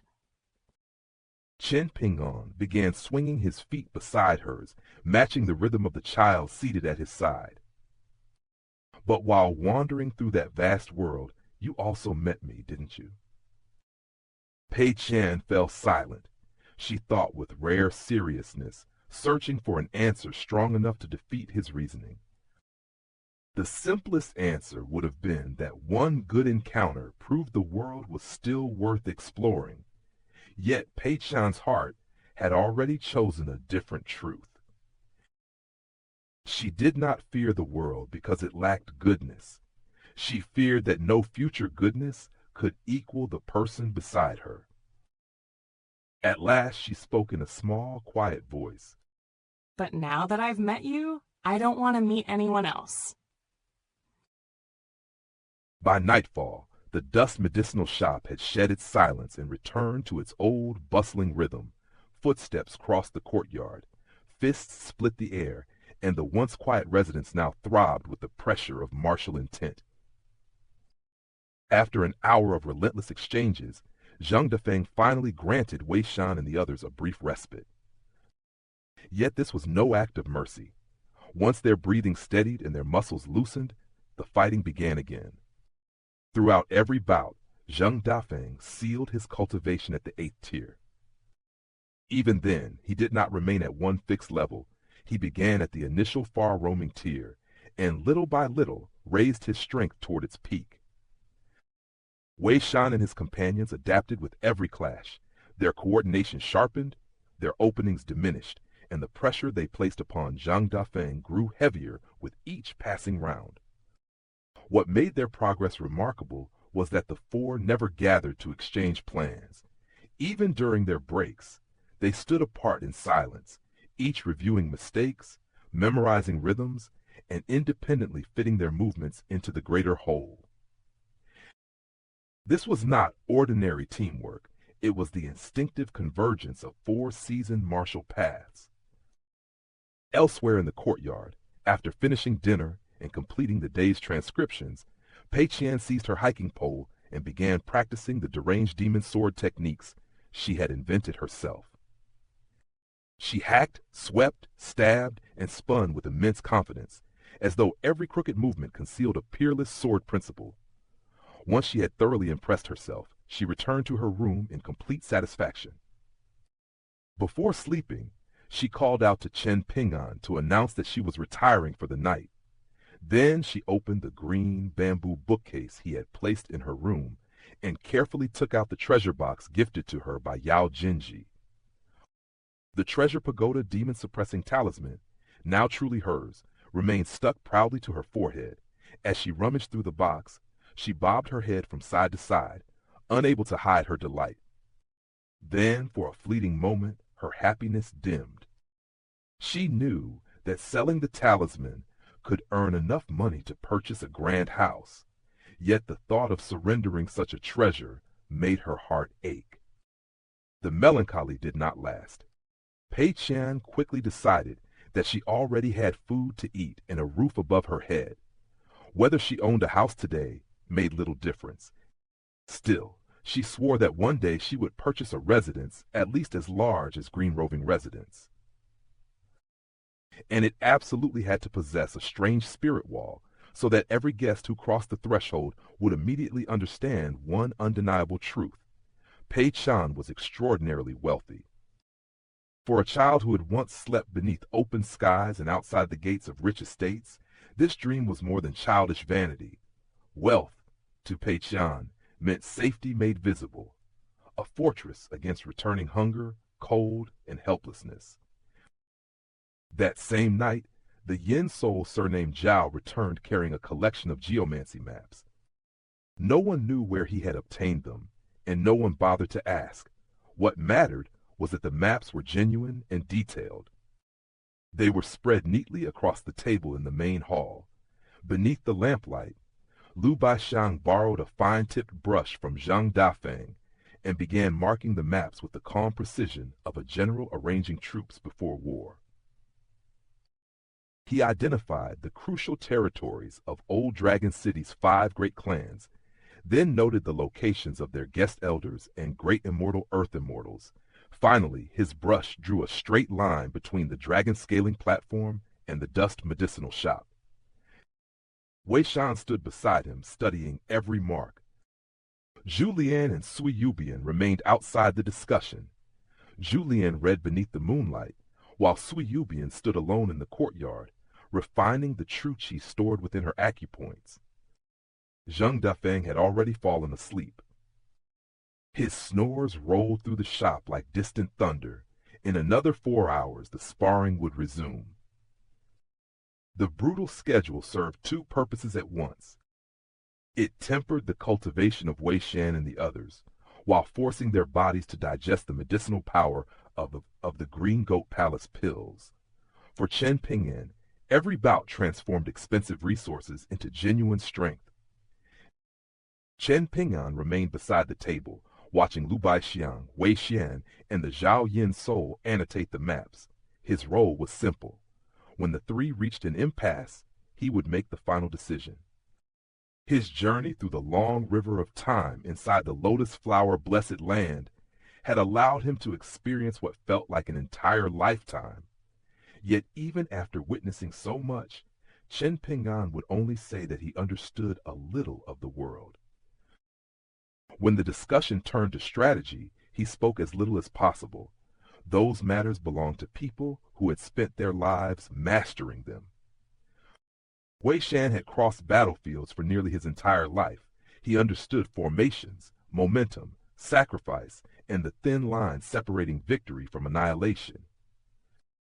Lu Baixiang was even more versatile. Strategy and tactics were only part of his knowledge. In the lotus flower blessed land, he had deeply studied the teachings of Confucianism, Buddhism, and Taoism. He had founded a demonic orthodoxy and once stood at the summit of his own world. His only true disadvantage was that he had only recently entered Majestic World, where the mountains were higher and the heavens broader.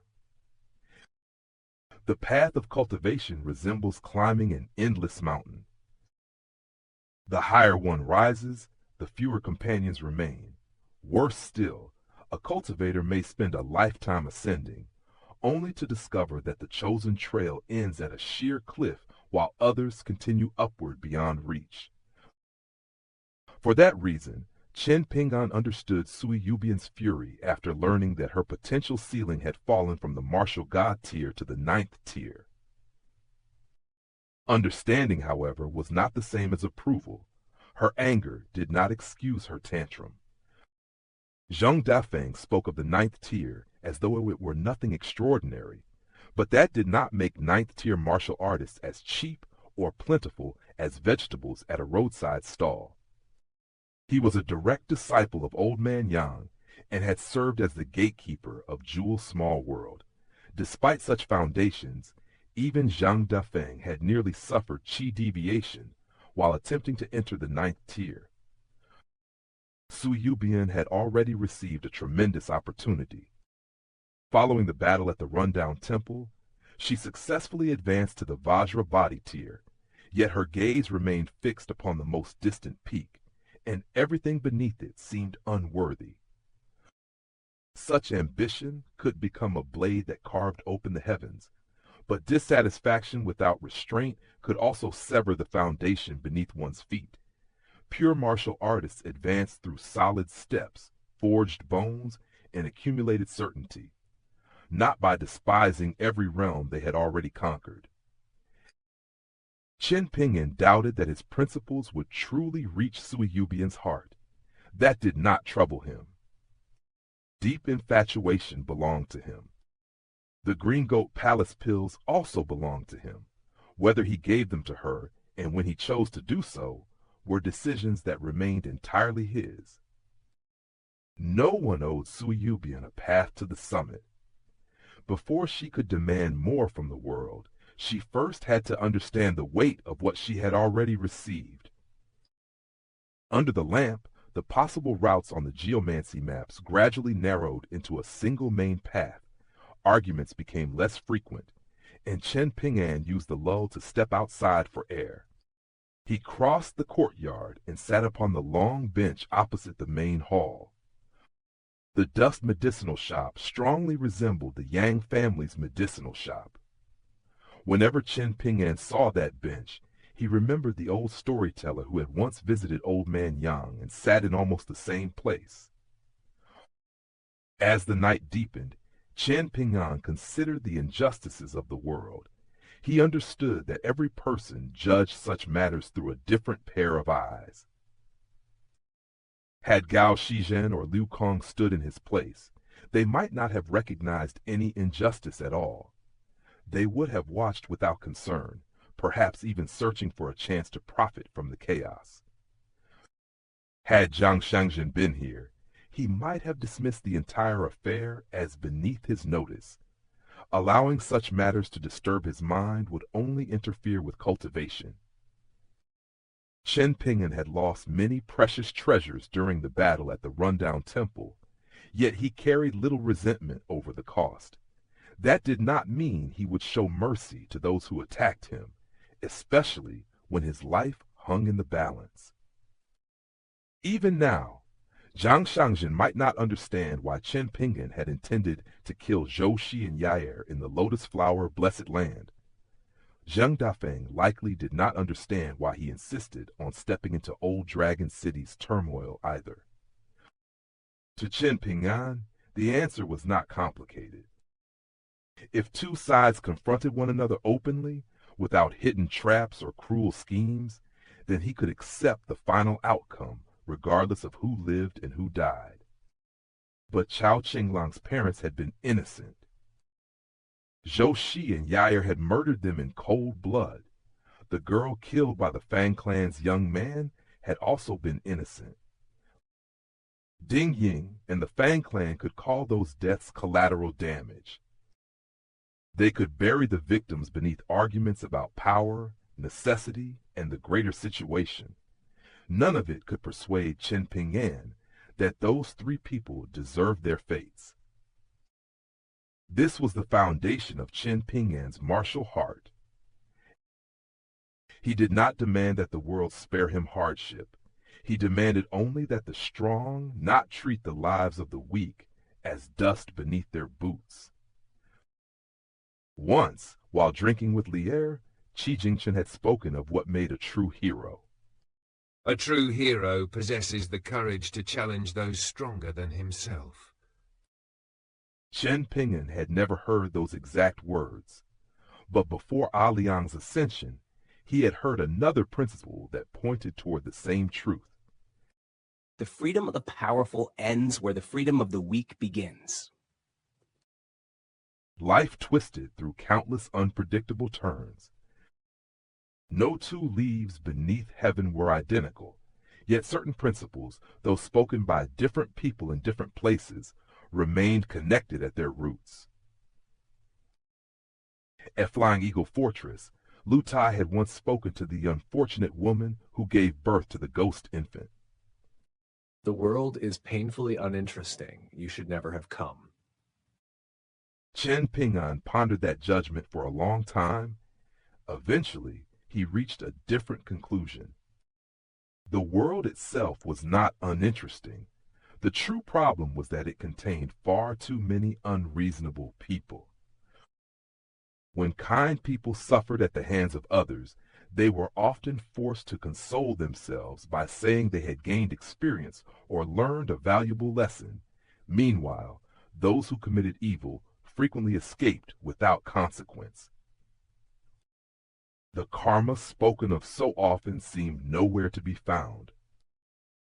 Perhaps this was why Chen Ping'an repeatedly stepped into battles that wiser men would avoid. He could not guarantee that heaven would deliver justice. So when injustice appeared before his eyes, he chose to become one small part of the answer. While Chen Ping'an sat outside, the final details of the plan continued to be debated in the main hall. The Zhao Yin soul knew the powers of Old Dragon City well. Therefore, Wei Shan and Lu Baishang formed one side of the discussion, while the Yin soul deliberately opposed them. He placed himself in the position of the Fu clan and devised different ways to attack the dust medicinal shop. Wei Shan and Lu Baishang then constructed countermeasures for every imagined assault.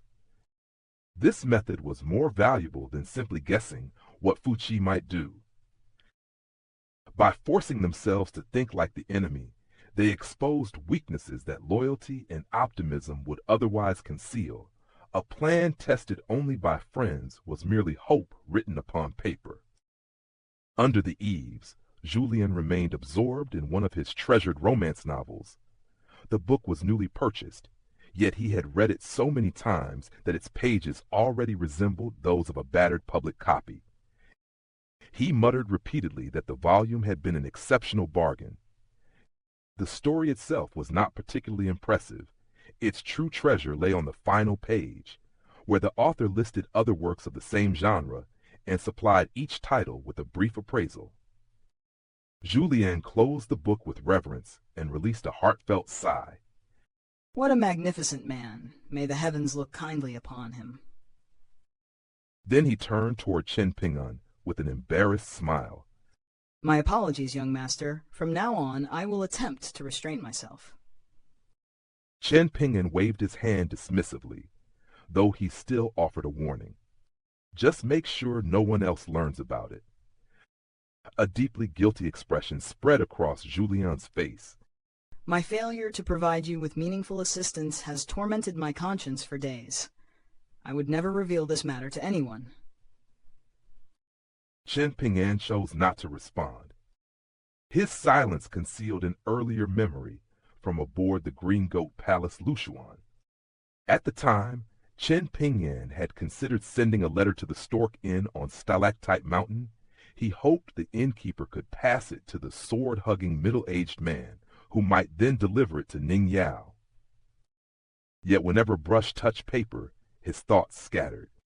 He had no idea what words to write. In desperation, he sought Julien's assistance. Until that moment, Chen Ping'an had assumed Julien was merely a misunderstood romantic with peculiar literary tastes. The advice that followed proved Sui Yubian's judgment completely correct. Julien was not a misunderstood romantic, he was simply an old pervert. Some suggestions raised goosebumps across Chen Ping'an's skin. Others made him sweat in alarm. Naturally, not a single one found its way into the letter. For all his courage before blades and powerful enemies, Chen Ping'an remained utterly defenseless before the task of writing a few honest words to Ning Yao. Some battlefields required no sword, yet could still leave a young man with nowhere to retreat. In the courtyard, Sui Yubian drew her sword. She flicked the blade with one finger and listened as a clear metallic note trembled through the night. For once, the coldness upon her face softened, and the faintest smile appeared. Chen Ping immediately noticed. There you are, Sui Yubian. Smiling once in a while is not so terrible, is it? Why wear such a long face every day? When the chance comes, I will introduce you to a few sword immortals. Sui Yubian slid the sword back into its sheath. The smile vanished, replaced by a cold sneer. So your true nature finally emerges. Shall I warm your bed tonight? Chen Ping'an laughed awkwardly. No, I would not dare. Zhu Lian, displaying a fatal inability to remain silent, immediately joined the exchange. What a genuine gentleman you are, young master. Countless men would have trampled one another to accept such an invitation. A sense of disaster immediately surged through Chen Ping'an. Sure enough, Sui Yubian's eyes filled with cold, killing intent. From her expression, she appeared to be deciding which of the two men deserved to be cut down first. Chen Ping'an and Julian fled without hesitation. Chen Ping'an rushed into the medicinal shop, while Julian scurried toward his room. Sui Yubian released a cold harumph and returned to her own quarters. Pei Qian was already sleeping deeply. Having spent most of her life without anyone to care for her, she had often slept on bare ground or atop the stone lions outside wealthy estates. Her sleeping posture was dreadful. Arms and legs sprawled in every direction, allowing all the warmth trapped beneath the blankets to escape. Sui Yubian frowned slightly. Then she quietly approached the bed and gently tucked Pei Qian's limbs back beneath the covers. The gesture lasted only a few breaths, yet it revealed more than Sui Yubian's rare smile. Beneath her pride, anger, and sword-sharp temperament, there remained a tenderness she rarely allowed anyone to witness. Afterward, she lit the lamp, sat beside the table, and remained in silence with only her sword for company. Chen Ping'an lay upon the floor of the medicinal shop, but true sleep never reached him. Throughout the night, he drifted only along its shallow edge. At regular intervals, Zheng Dafeng resumed sparring with Wei Shan and the others in the courtyard. With his eyes closed, Chen Ping'an listened to the sound of Zheng Dafeng's fist intent. Each impact seemed to bypass walls and flesh, reverberating directly within his heart. Despite the approaching battle, the night passed without incident. The Fu clan was not so shameless as to send people to harass Zheng Dafeng before the appointed confrontation, even if it possessed experts capable of forcing their way into the shop. At present, the Fu clan's dignity was nearly inseparable from that of the Cloud Forest Zhang clan. Any disgrace inflicted upon one would stain the other. That was precisely why Fu Qi had personally delivered the challenge instead of relying upon secret attacks. This restraint did not make the Fu clan merciful. It made the coming battle more dangerous. When great clans chose to protect their reputation, they often fought in ways that appeared honorable while preparing overwhelming force behind the curtain. Inside the main hall, one question dominated the planning. Exactly how many celestial tools could Fu Qi command?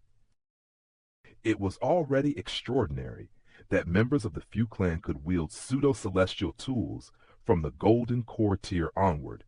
Such weapons were notoriously difficult to control and could unleash severe backlash upon their users.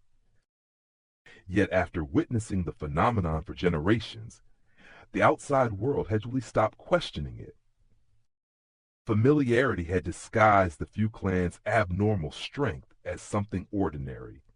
But no matter how often a miracle was repeated, it remained a miracle, and every celestial tool in Fu Qi's possession could alter the balance of the battle.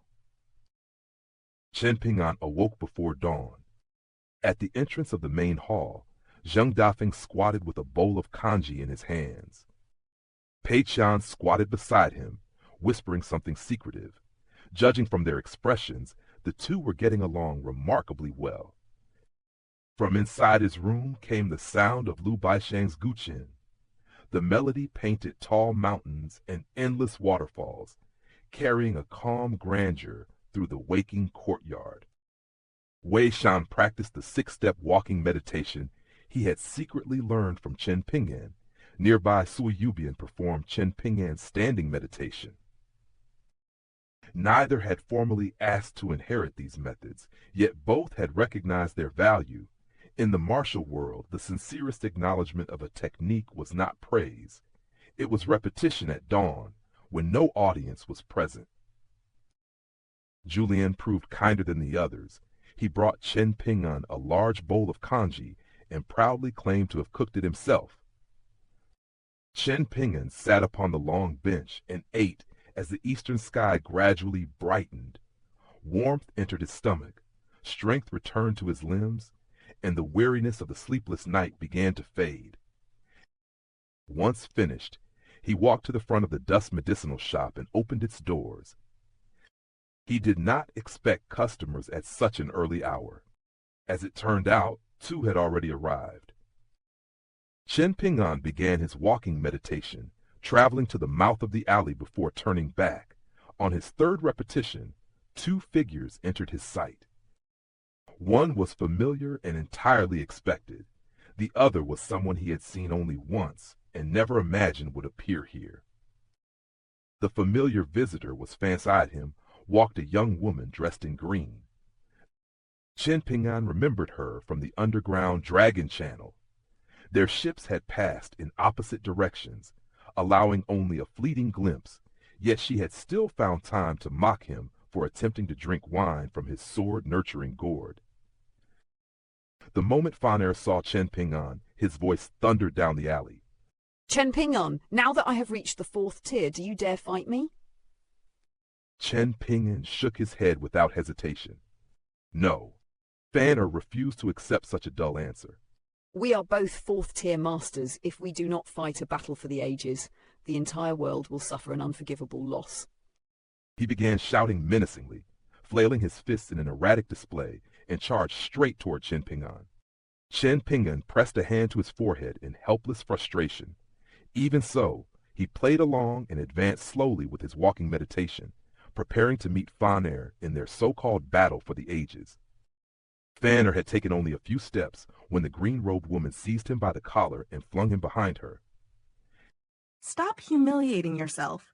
Go to the dragon scaling platform if you wish to fool around.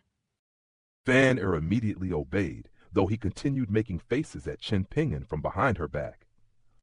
Chen Ping'an halted and studied the young woman. Are you Faner's elder sister, Fan Junmao? A wine gourd hung at Fan Junmao's waist. She continued walking without slowing, her expression edged with disdain. I would rather not possess a brother like him. Unfortunately, I cannot prevent my father from being intimate with his mother. Fanner continued grinning from ear to ear, completely unaffected by the insult. Chen Ping'an immediately understood why someone like Fanner respected her so deeply. An ordinary, elegant, and quiet young mistress might have earned Fanner's affection, but never his wholehearted admiration. Only a temperament as fierce and unrestrained as Fan Junmao's could make him truly obedient. Fan Junmao's authority did not come from seniority alone. She dominated Fanner because her personality was even more direct, fearless, and impossible to embarrass than his own. Against such a person, all his mischief met an immovable wall. Fan Junmao showed no intention of entering the medicinal shop. Instead, she pointed inside. Fanner, go inside and remain there. Fanner answered obediently and rushed into the shop. As he passed Chen Ping'an, he released a mournful sigh. I pray that you survive. A sudden flash of recognition crossed Chen Ping'an's eyes. Young Mistress Fan, were you the person who... Fan Junmao cut him off with an immediate nod. Correct? I was the woman you saw back then. You were traveling south, while I was heading north toward your hometown in Jewel Small World to meet Old Man Yang. Her next words changed the weight of the morning. He has little affection for Zheng Dafeng and sent him to Old Dragon City to survive or perish on his own. You, however, were different. He mentioned you specifically and said that, should I be interested, I could come here and take a look. Chen Ping'an was not entirely surprised by Old Man Yang's attitude toward Zheng Dafeng. The previous night, Zheng Dafeng had already revealed part of the truth. Old Man Yang had forbidden him from telling anyone that he was a disciple. Even if Zheng Dafeng died, he was expected to carry that secret into the grave. That was why Fu Nanhua believed Zheng Dafeng to be nothing more than the former gatekeeper of Jewel's Small World. Yet Fan Junmao's arrival revealed something far more significant. Old Man Yang, a man who rarely explained himself and showed even less concern, had personally mentioned Chen Ping'an. Whatever judgment lay behind those words, this meeting was clearly not a casual visit, and with Fu Chi's challenge drawing near, another unseen current had entered Old Dragon City.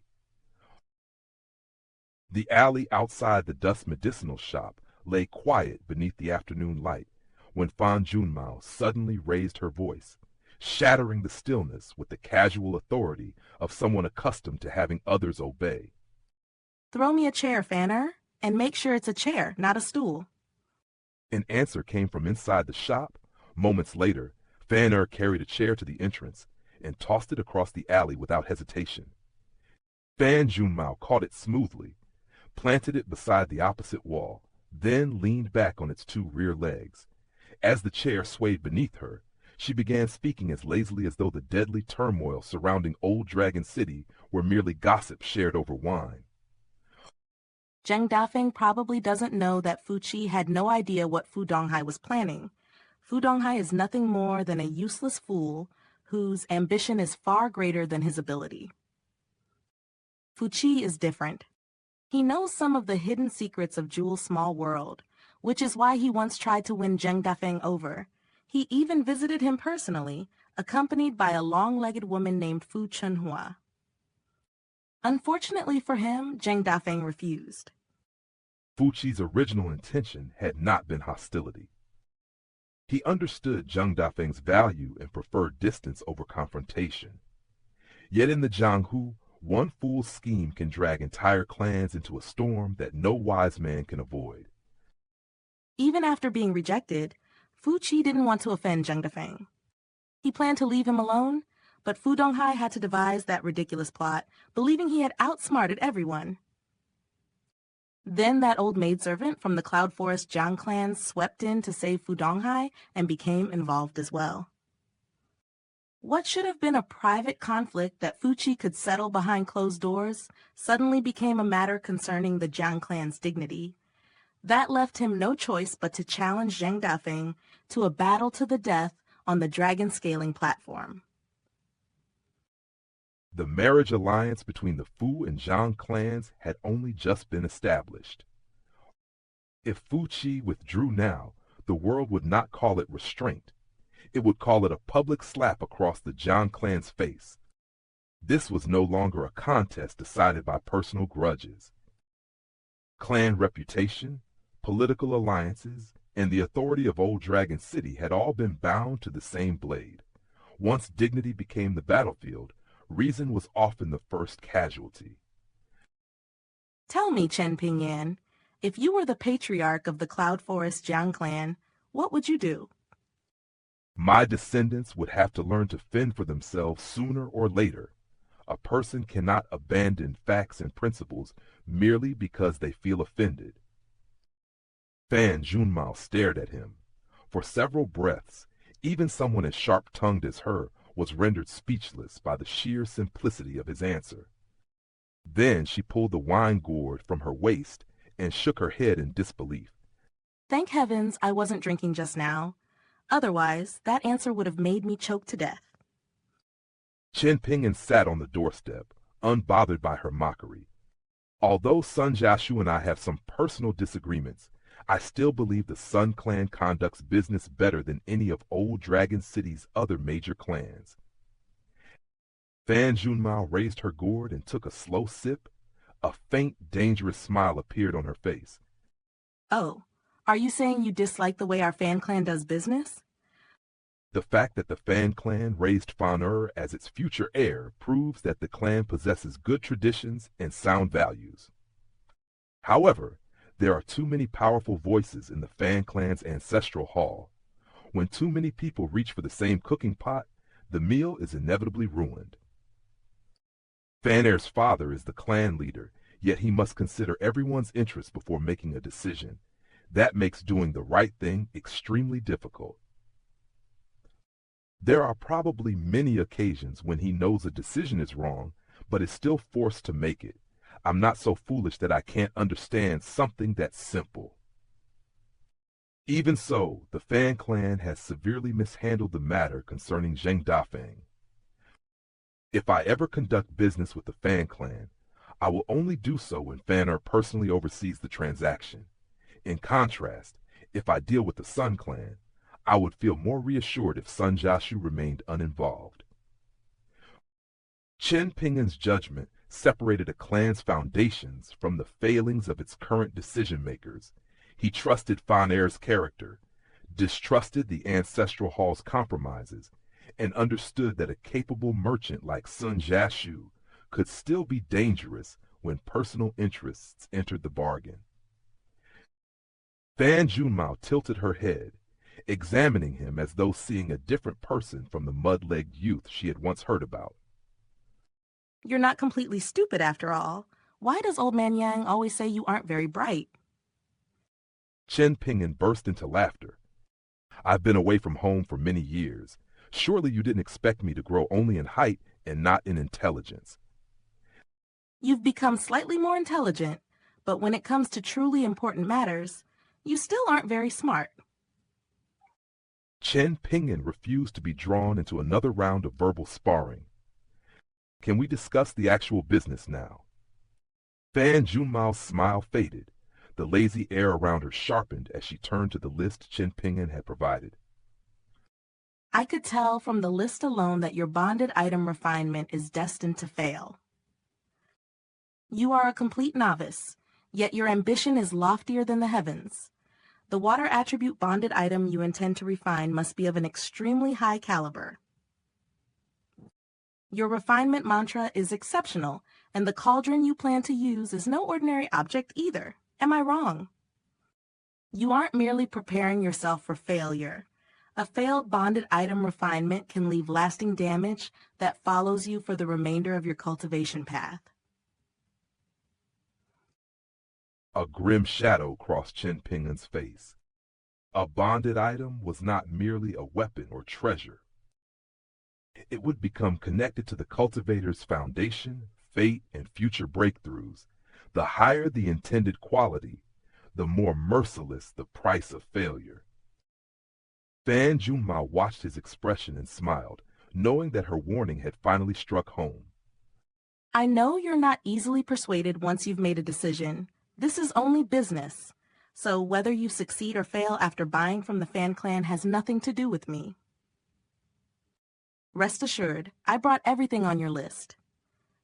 However, in exchange, I want the golden core of that nascent tier flood dragon from the Flood Dragon Trench. Even someone like me finds such a treasure difficult to resist. Otherwise, I would have sent Fanner here alone instead of coming personally. She raised the gourd and drank deeply, then wiped her lips with an utterly shameless expression. Do you think this is daylight robbery? You're absolutely right. That is precisely what I'm doing. I know my price is outrageously high, but under your current circumstances, can you afford to refuse me? Chen Ping'an did not bargain. He did not complain. He simply flicked his wrist and sent a porcelain container sailing across the alley. Fan Junmao caught it. Within lay the old flood dragon's golden core, a treasure priceless enough to tempt even mighty cultivators. Chen Ping'an surrendered the golden core without hesitation, because his true concern was never the transaction itself. Every treasure in his possession had already been weighed against Zheng Dafeng's life. Zheng Dafeng told me that you can control the sea of clouds above Old Dragon City. Suppose I can offer something even more valuable than that golden core. Would you intervene and ensure Zheng Dafeng survives, regardless of the result on the dragon scaling platform? Fan Junmao gently tossed the porcelain container up and down in her palm, as casually as though it contained an ordinary pebble. Fan Air has a minimization treasure I gave him. He is most likely taking out everything you requested as we speak. The Fan clan values integrity in business. The goods are all high quality. Their only flaw is that they are expensive. Even if you approach the Fu clan, they could offer you nothing better. As for saving Zheng Dafeng, even if I violate the rules and intervene, I would have only a 50% chance of preserving that worthless life of his. And to be perfectly honest, I have no desire to do it. Before Chen Ping'an could respond, footsteps sounded from within the medicinal shop. Zheng Dafeng emerged and sat beside Chen Ping'an on the doorstep. Seen from the alley, the two resembled a pair of mismatched door gods guarding the humble shop. Begging her won't accomplish anything. He's right. With a flick of Fan Junmao's wrist, the porcelain container vanished into her possession. Chen Ping'an opened his mouth again. This time, Zheng Dafeng turned toward him with a stern expression and shook his head. No words were required. Zheng Dafeng knew exactly what Chen Ping'an was considering, and his warning was unmistakable. Do not reveal the golden core of the 12th tier great demon. Fan Junmao's eyes immediately brightened. You truly possess something more valuable than this golden core? Show me. If I decide it's worth the trouble, perhaps I really will interfere. A little exercise now and then isn't a bad thing. Zheng Dafeng rose abruptly, forcibly cutting through the dangerous direction of the conversation. That's enough. Fan Junmao, is there truly no possibility that Chen Ping'an can successfully refine his bonded item? The change of subject was painfully obvious, but it succeeded in turning Fan Junmao's attention away from the hidden treasure, at least for the moment. She leaned back once more, swirling the wine inside her gourd with visible disappointment. Do you imagine that any cultivator of the lower 5 tiers can refine a bonded item whenever they please? Do you understand how perfectly the environment, timing, and human conditions must align for such a feat? Does he expect the heavens to favor him so greatly that he can succeed on his first attempt without experience, knowledge, or proper preparation? Chen Ping'an, if you manage to accomplish that, I'll tear out my own eyes and present them to you as a gift. Fan Junmao's mockery was harsh, but her cultivation judgment was genuine.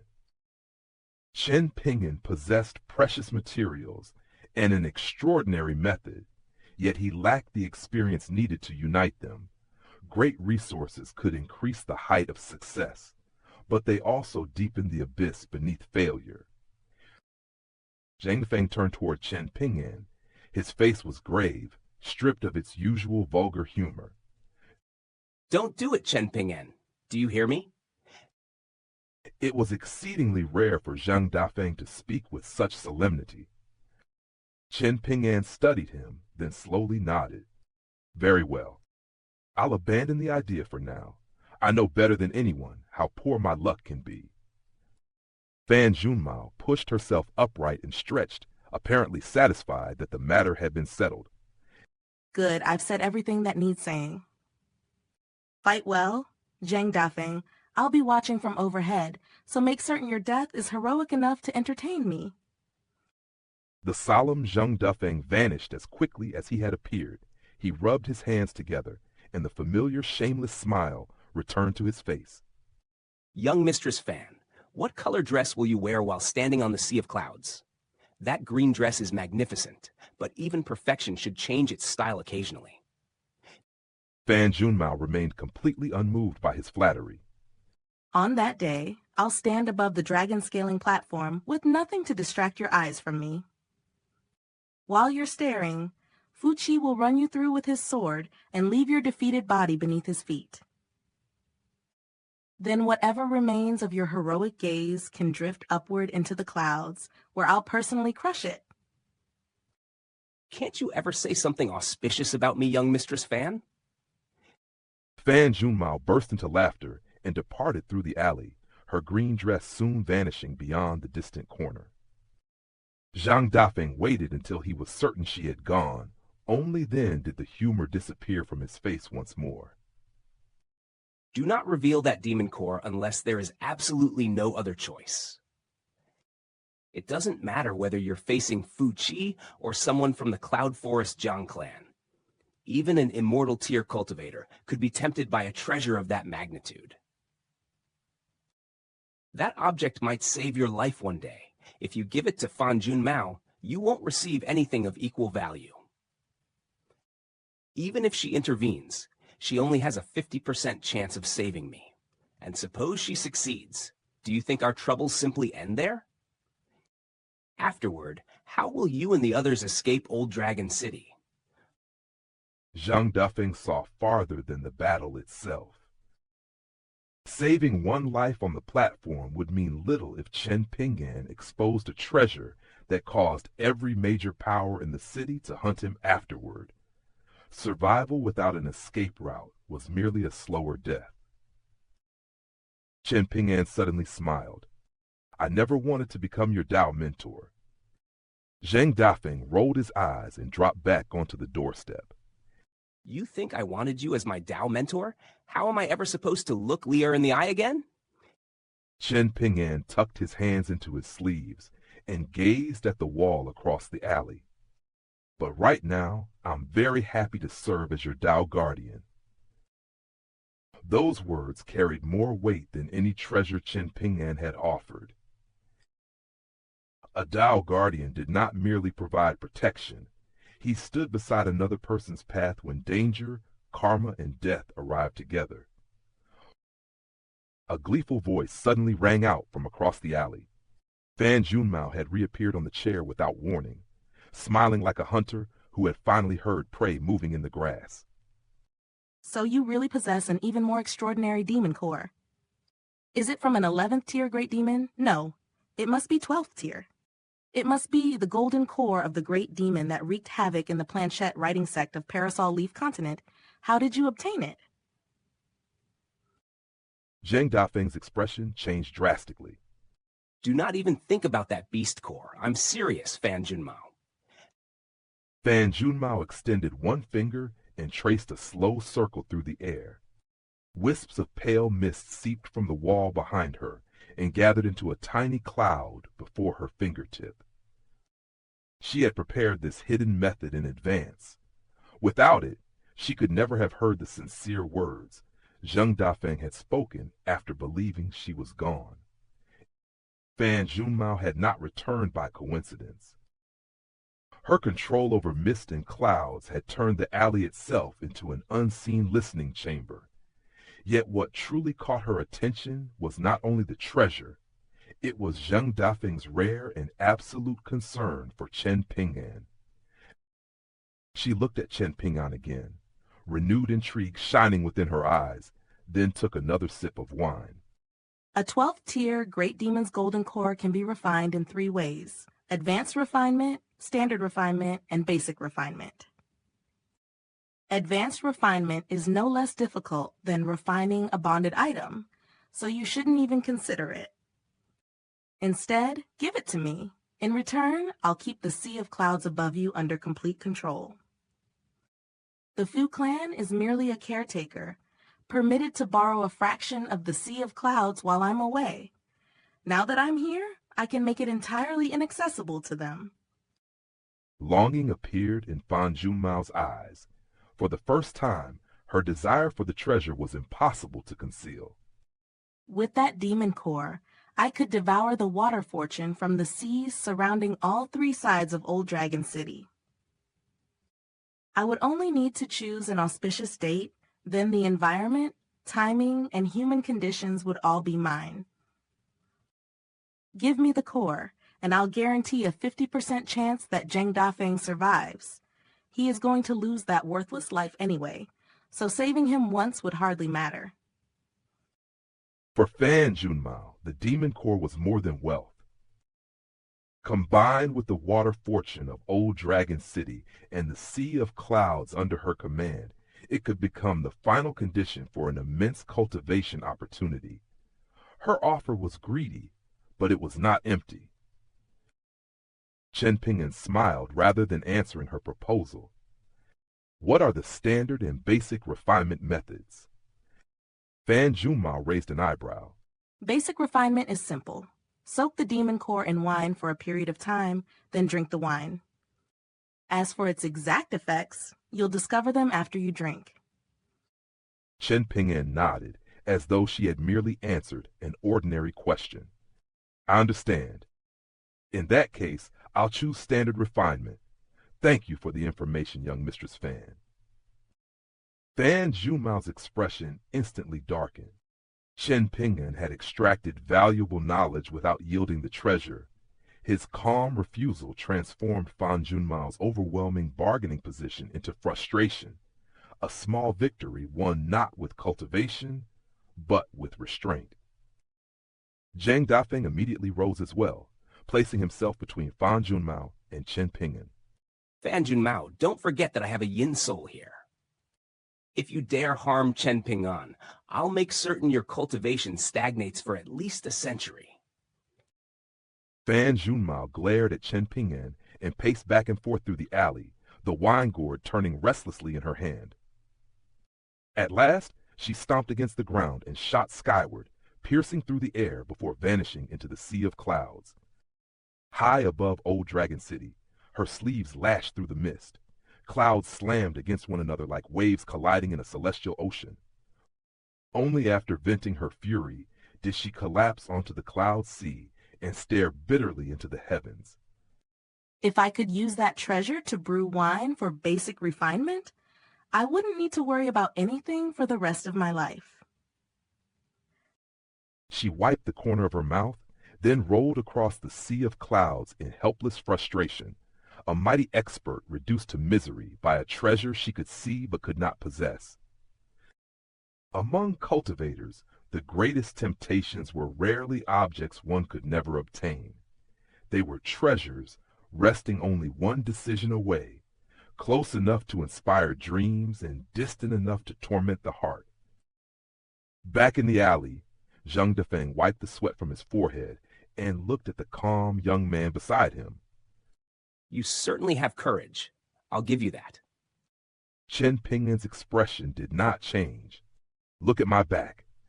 Zheng Dafeng stepped behind him and looked. Chen Ping'an's clothes were drenched with cold sweat.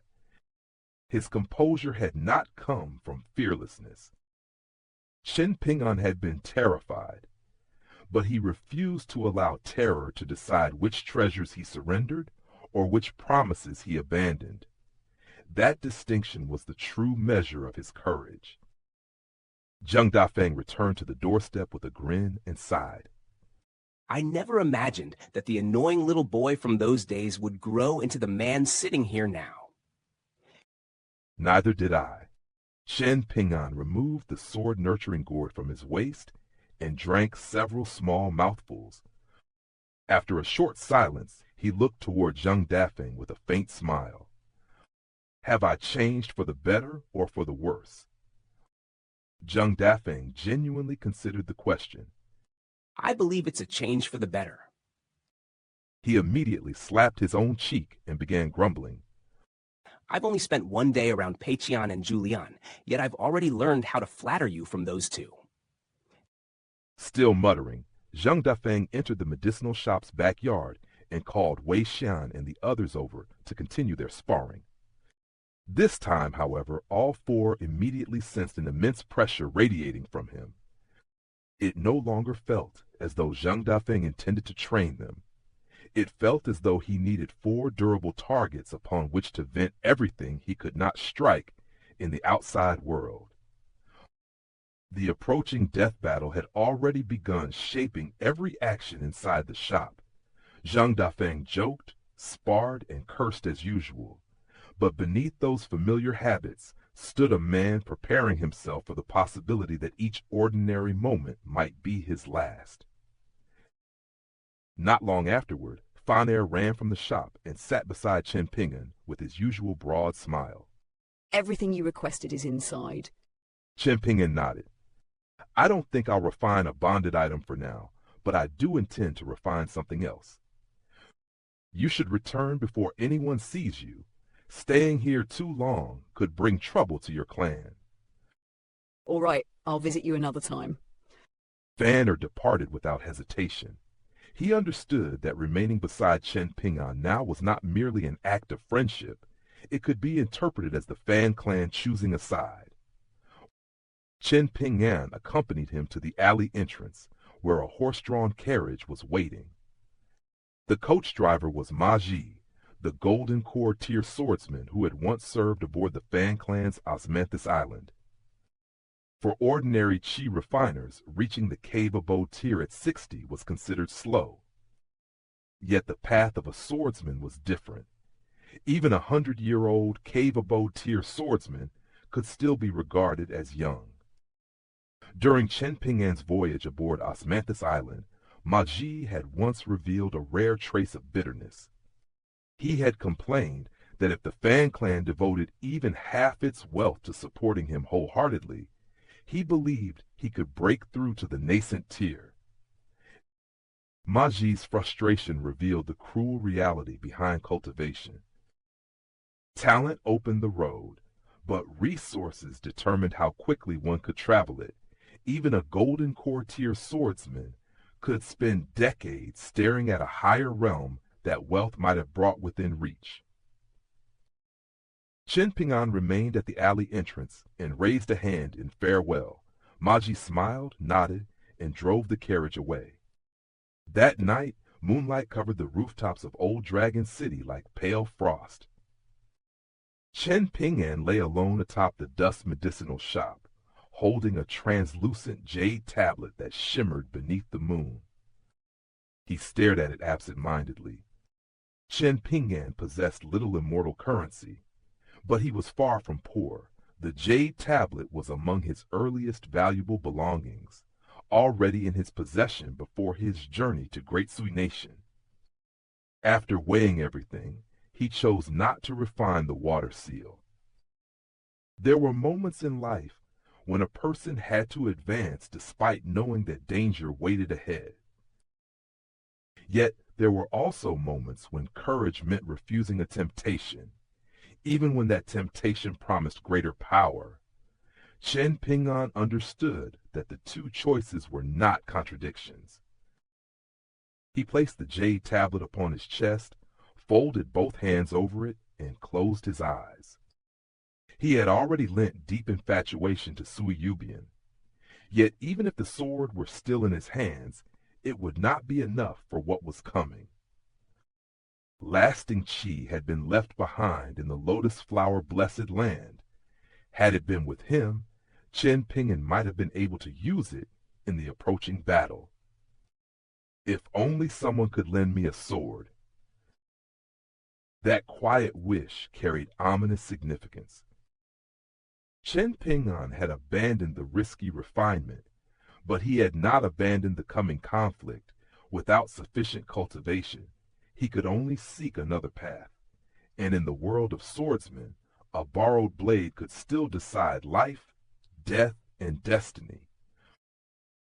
The days leading to the battle passed beneath an oppressive silence. Business at the dust medicinal shop became almost non-existent. Even on the day before the battle, not a single customer crossed its threshold. The emptiness was not accidental. The people of Old Dragon City understood that the shop had become the center of a storm, and ordinary merchants knew better than to walk beneath gathering thunder. Yet while the medicinal shop stood abandoned, the ferry station on the island outside the city welcomed an intercontinental ship. City Lord Fu Chi stood at the docks beside the old nascent tier maidservant of the Cloud Forest Zhang clan and Du Yan, the direct disciple of Parasol Leaf Sect. All three waited for the ship's sole passenger. An ordinary-looking old man descended the gangplank. His clothing was plain, his bearing modest, and nothing about his appearance seemed worthy of alarm. Yet had the three cultivators who pursued the great demon responsible for the disaster at Planchette Writing Sect been present, they would have recognized him immediately. This unremarkable old man was the patriarch of Parasol Leaf Sect. The balance of power surrounding the dragon scaling platform had just shifted. A battle once confined to Old Dragon City now stood beneath the gaze of one of Parasol Leaf Continent's greatest authorities. The old patriarch greeted everyone at the ferry station amicably and exchanged several polite words, displaying none of the overbearing arrogance Zhang Shangzhen so often accused him of possessing. But the moment he turned his gaze toward Old Dragon City and began discussing the matter awaiting him, the atmosphere changed. An invisible pressure descended upon the ferry station, vast and heavy as a mountain range settling across everyone's shoulders. Zheng Dafeng is a 9th-tier martial artist, correct? Fu Chi answered with a strained smile. That's correct. The old patriarch nodded slowly. Your Fu clan has gifted Parasol Leaf Sect 4 ships capable of traveling between our sect and Stalactite Mountain. That is an extremely significant offering. His words sounded like acknowledgement, yet beneath them lay the weight of obligation. The Fu clan had paid an enormous price, and the arrival of the Parasol Leaf Sect patriarch suggested that its investment was about to be collected on the dragon scaling platform. With such a figure now overlooking the board, Zheng Dafeng's battle was no longer merely dangerous. It had become almost impossible to escape.